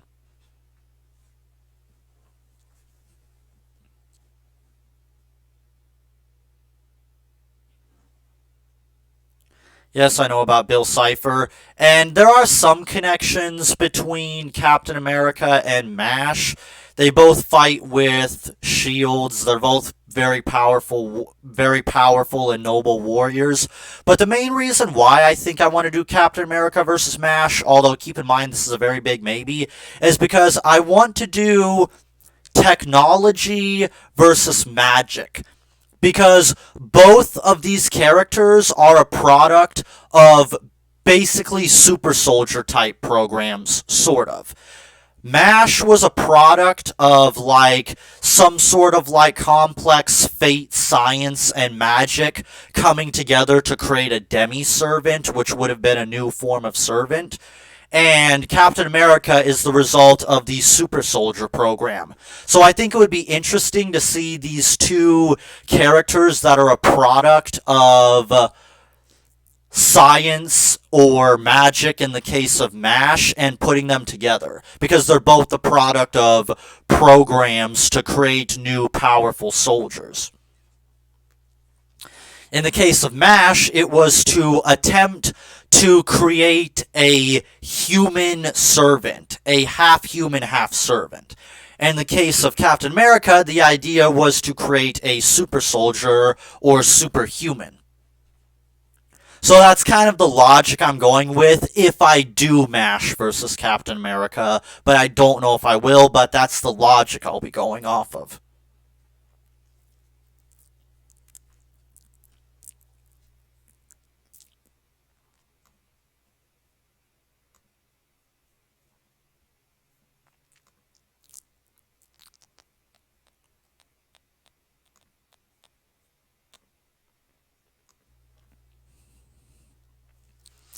Also, something I'll say in regards to the Koyakatsu Party live stream, I don't know when I will do it. I'm thinking about doing it around the time when I start getting some of my first Patreon supporters, because it'll be a super special, exclusive live stream for obvious reasons, and I'm not even going to be able to do it on YouTube, again, for obvious reasons. But if there are any characters you want me to add to my collection, let me know, and I'll see what I can do. Though I am planning on, like the first Koikatsu live stream, doing a classroom full of traps for obvious reasons. I would be willing to add any characters that the fans are interested in, and I might have a thing where if you're a Patreon supporter, I will add any character into the class that you want me to put in there. But if you have any suggestions of any characters you want me to add, rather trap or not, let me know. I'm going to try to get as many trap characters as I can, but since I'm not even close to having half enough of trap characters, it might be a while. And I'm probably only going to save this for when I start getting Patreons, when or if that ever happens. But if you are willing to possibly become a Patreon supporter, I would keep that in mind if you're interested. Trust me, you're definitely going to want to be a part of the Koikatsu Party live stream, because you are going to see shit you never thought you'd see in your life.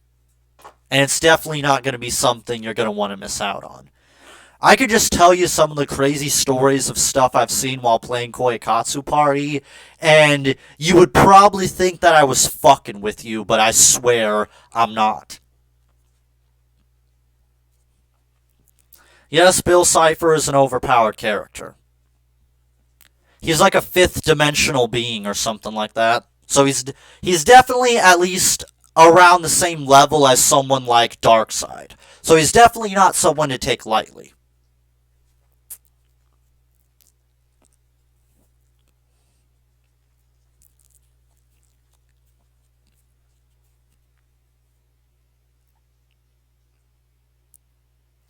Doki Doki Literature Club, I'm going to make a review of that game soon, because that's another one of those overrated horror games in the same vein as Five Nights at Freddy's that gets way more praise than it deserves. And yes, I do have plans on fulfilling my promise that I teased in the Demonophobia review. I am going to be reviewing Five Nights at Freddy's. I don't know when I'm going to do it, but it is going to be coming soon. However, I'm not looking forward to it, because as a horror fan, I despise Five Nights at Freddy's and everything it stands for.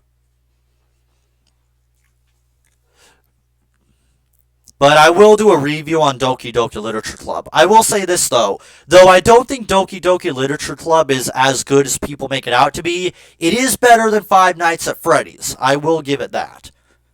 I like what Doki Doki Literature Club is trying to do.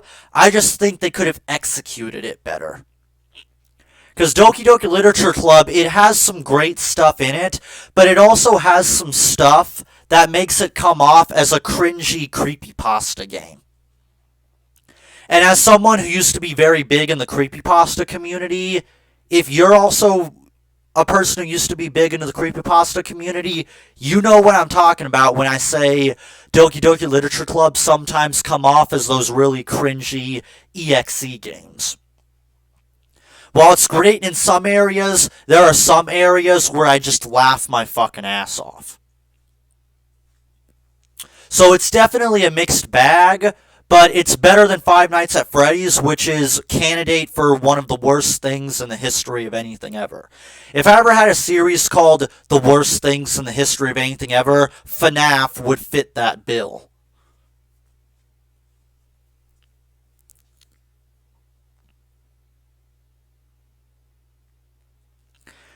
I've already mentioned that Ichigo is around large planet to multi-planet level. He's easily large planet level, but at his most powerful with his true Bankai, he is possibly multi-planet level, because Yaiwatch did state that with his true Bankai, Ichigo is more powerful than him. And Yaiwatch, I don't care what Death Battle says, they are wrong. And I will get into that when I debunk Naruto versus Ichigo, because holy shit, the way they lowballed Bleach pissed me off. Yaiwatch, he is multi-planet level. He was going to destroy all of Soul Society, Hueco Mundo, and the world of the living with just his spirit energy alone. That's how powerful Yaiwatch was. Yaiwatch is about as powerful as Vegeta's father. If you remember in Dragon Ball Z, Vegeta's father was able to destroy multiple planets by just waving his hand. That's about how powerful Yaiwatch is. And when Ichigo uses his true Bankai, he is more powerful than Yaiwatch. Yaiwatch himself stated this. If Ichigo were ever to use his true Bankai, he would die. So yes, Ichigo, at his most powerful, is most likely multi-planet level. He would probably easily scale to Vegeta's father, at the very least.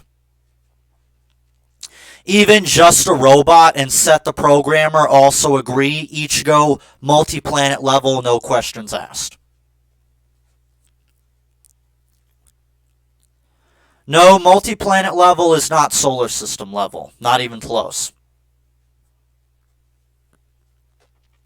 Multi-planet level, it literally just means that you have the power to destroy multiple planets at once. That's all multi-planet level means.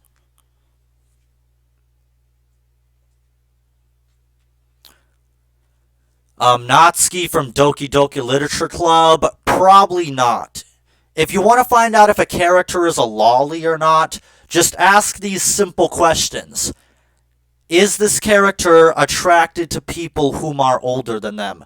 Contrary to popular belief, a lolly is not a prepubescent child. That's something else entirely. A lolly is described as a young girl with an attraction to people whom are older than them. The reason why I say characters like Kana are fake lollies or not real lollies is because lollies don't date people that are around their age range. That's not something that they do. Basically, here's how I always describe it. A lolly is basically just a reverse cougar. So that's something to ask yourself in regards to if a character is a lolly. Natsuki, I don't know. I have heard some people say that Sayuri and Natsuki are lollies. I don't think they are, though, if I'm being perfectly honest. They might look like them, but just because it looks like a lolly doesn't always mean it is a lolly.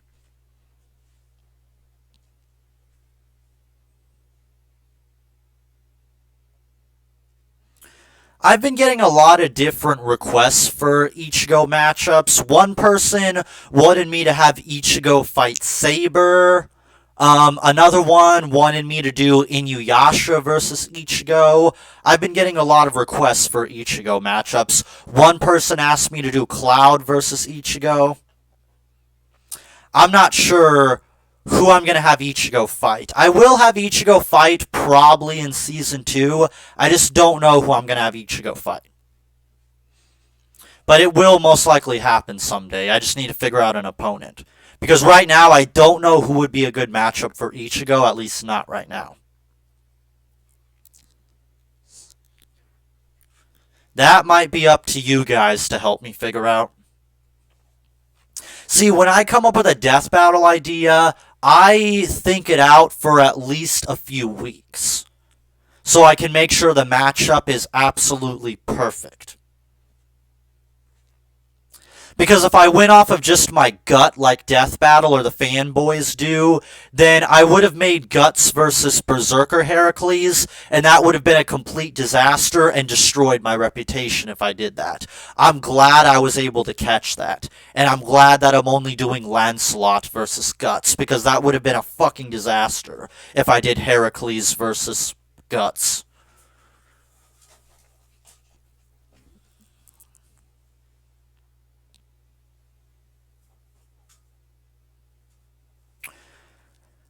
Being flat-chested does not also determine a lolly. Lollies are not defined by their breast size. While yes, it's true, lollies are infamous for being associated with flat-chested girls, not all lollies are. There are some lollies that are busty. I'll show you what I'm talking about.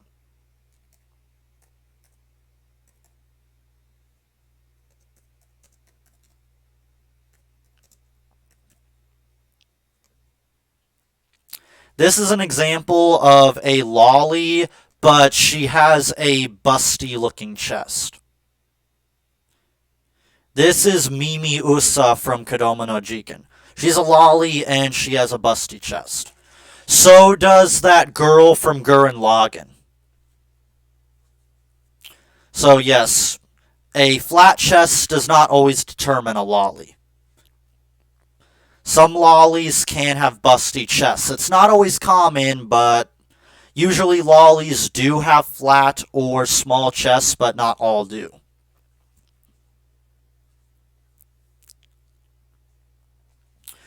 That's a problem because Cloud is at least solar system level because he scales to Sephiroth.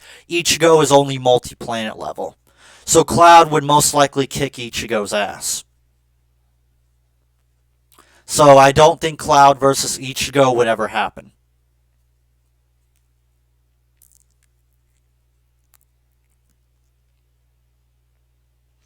A lot of people have suggested Inuyasha versus Ichigo. I don't know because I don't know how powerful Inuyasha is. I've only seen a couple episodes of Inuyasha. I tried to watch it back in my high school days, but I'll be honest, Inuyasha was so boring. The only thing that was kind of entertaining was Kagome treating Inuyasha like her little puppy. Other than that, it wasn't really all that entertaining for me. So, I don't know. It depends on how powerful Inuyasha is. If Inuyasha is around planet level, then I could possibly do Inuyasha. But, I don't know.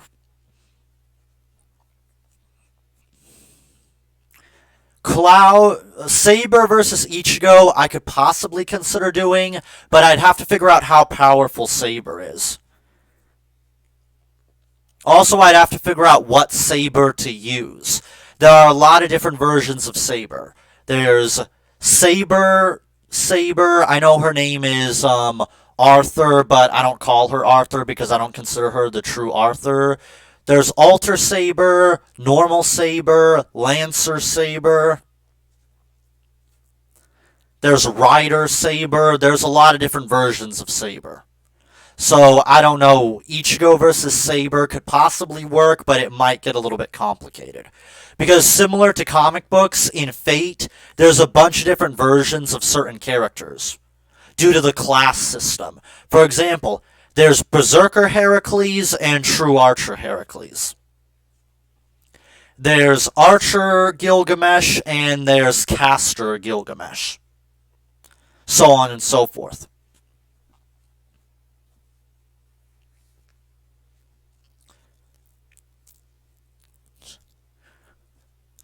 So yeah, things can be a little bit tricky when trying to scale the Fate universe. Unless you're a veteran when it comes to versus debating, don't ever try to scale a Fate character, you will give yourself a headache. Fate has one of the most unconventional power systems you'll ever see. It's not impossible to scale, it's just very tricky to scale because of how unconventional the power system is in Fate. It's unlike most power systems you've ever come across. It's as far from your Bleaches, Narutos, and Dragon Ball Z as you can get. Fate single-handedly coined the term powerful lore-wise. Because Fate characters' power are determined by their lore. The more greater their feats are within their legend, the more powerful they become. For example, Heracles is considered one of the most powerful servants, point blank period, because of his lore, in which he completed 12 impossible labors and was welcomed among the gods. As a result, Heracles is one of the most overpowered servants in the entire series, and Heracles will rip your shit open. He's not a servant you want to fuck around with.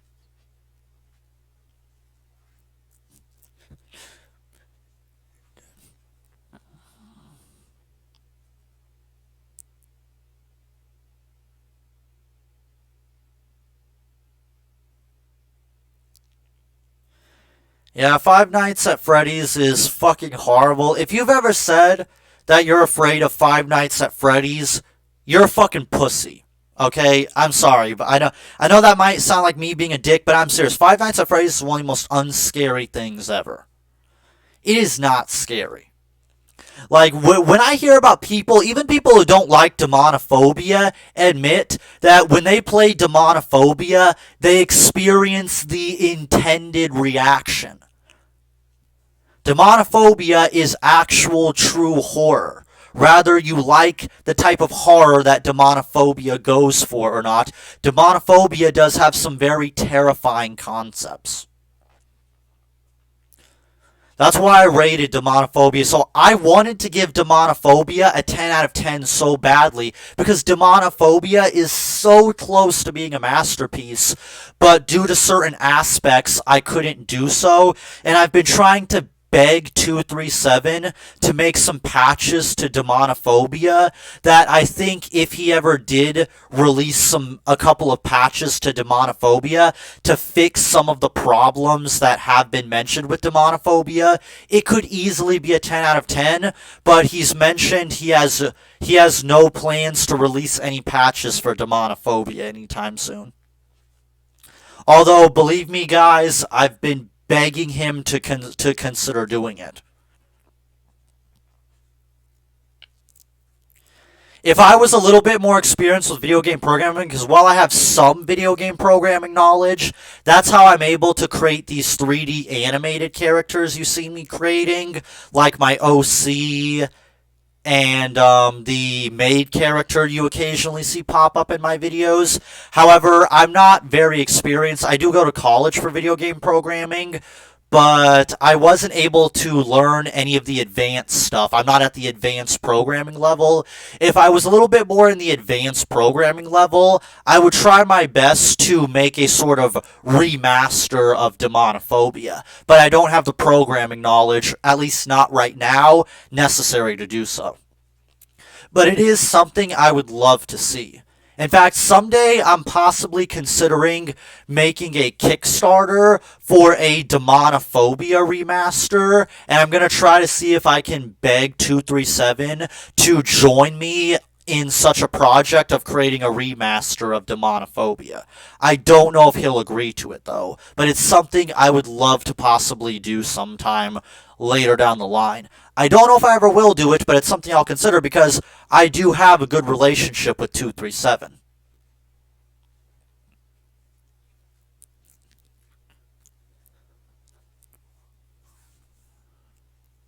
I already explained why I don't like Captain America. Unless the live stream is lagging on my responses, I already explained why. Captain America, he's super cheesy, he's a joke. He's cheesy in the same way that characters like Superman are cheesy.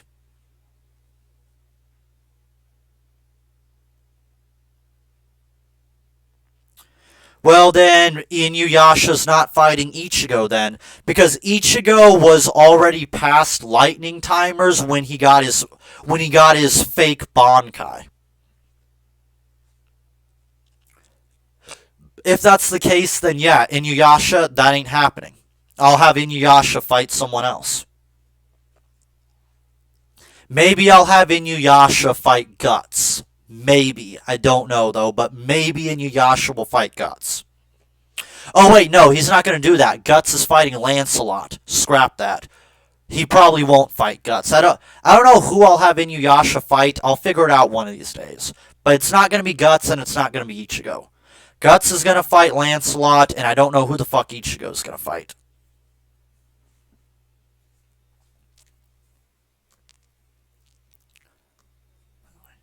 I'll take a few more questions, and then I'm probably going to let you guys go. I'll try to do these live streams more often. But I will stick around for a few more questions. Just because I love you all so much. Where does Guts scale? Scaling Guts gets a little bit tricky because Guts is a very overpowered human. Scaling him is tricky. He has taken down demons that are faster than, like... Okay, so I'll try my best to give a quick scale of Guts. So Guts is a lightning timer. He beat a apostle that was made completely out of lightning. He's defeated Zod on multiple occasions.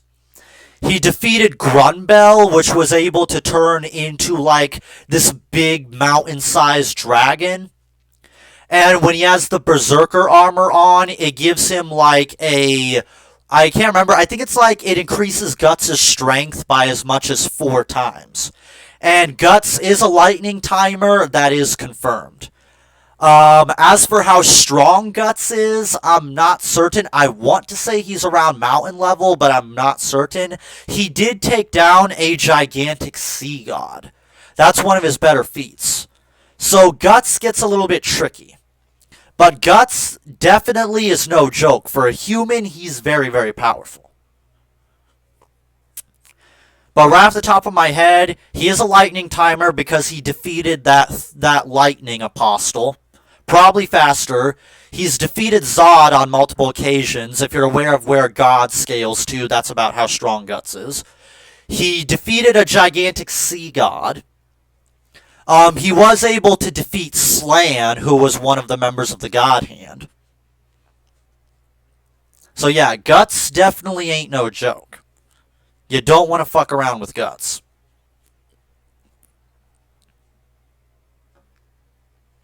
So that would probably be a quick scale. Maybe one day I'll give a more in-depth scale of guts. But I would say right off the top of my head, that's the best I could give you for now. Maybe if when Simon Belmont versus Ghost Rider comes out, depending on how my relationship is with my 3D animator that joined my team. Right now I only have like one animator on my team, so that's why everything is moving so slowly. I don't have enough animators. But depending on my relationship, I might do Guts versus Lancelot next, where I'll be able to do a full scaling of him.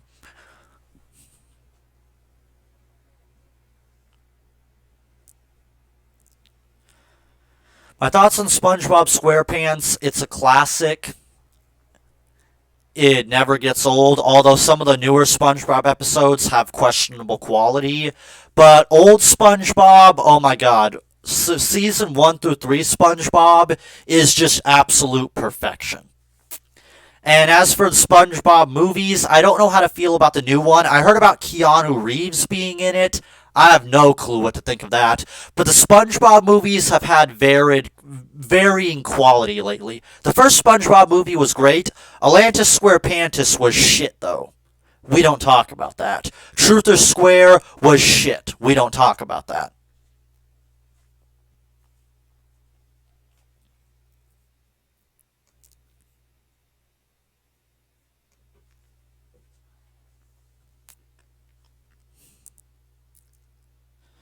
Yeah, I'll do Street Fighter characters. I don't know when I'll do that because, again, I think fighting game characters are overdone. But I might do a few Street Fighter characters every once in a while. That's mostly dependent on how many people ask for it, though. That's what I would say to that.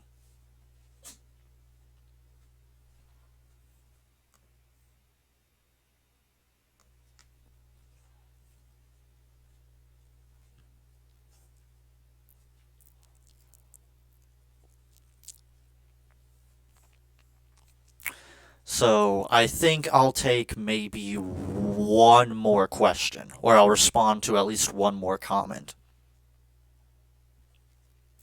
Because we're about to get into 4 hours, and I don't know if I want to make another 4 hour long live stream. Although I've seen Muller's live streams on EFAP, which I'm not going to lie, I'm actually trying to see if I can get on his live stream sometime.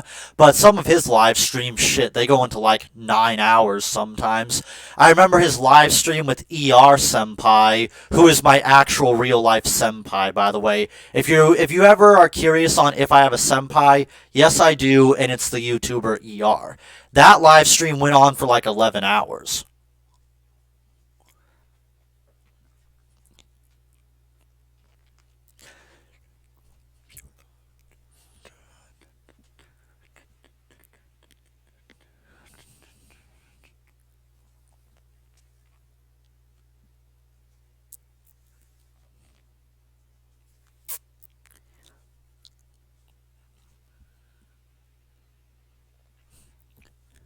In fact, was actually one of the YouTubers I took inspiration from because is basically evidence that people want more edgy YouTube channels like him. And people are sick and tired of all the safe corporate bullshit channels we've had to put up with.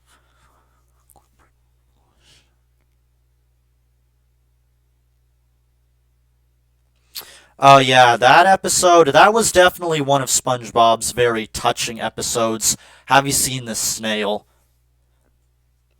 I do think that the ending could have been a little bit better, and I think the evil grandma was a little bit overdoing it.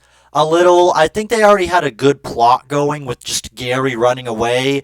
They didn't need to add the evil grandma aspect. It felt like they only had the evil grandma just so Gary would have an excuse to want to go back to SpongeBob. I think if they made it similar to the other classic episode that was very sad, Dumped, I think if they made it similar to that, where Gary had to make a choice between SpongeBob and the grandma, I think that would have made the episode just a little bit more better. Outside of the whole evil grandma episode, I would say that one, not the evil grandma aspect of the episode, I would say it was pretty much perfect.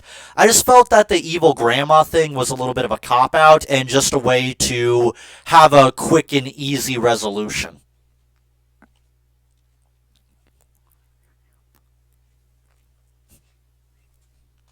So that would be my thoughts on that episode. Great episode. I just wasn't a big fan of the whole evil grandma thing.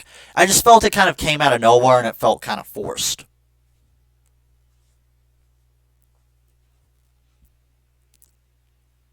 Although I do like that that episode made a reference to the clapper, because I swear I'm one of the only people that remembers that those were a thing. I remember seeing people advertise the clappers so much back in the day, and now nobody, barely anyone remembers that those were even a thing. And with that, I'm signing off. I'll see you guys around next time. I don't know when the next live stream will be. I'll figure that out. Hopefully my next live stream will involve guests, but I'm not certain.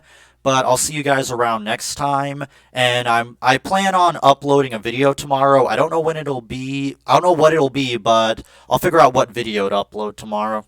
So I'll see you guys around next time.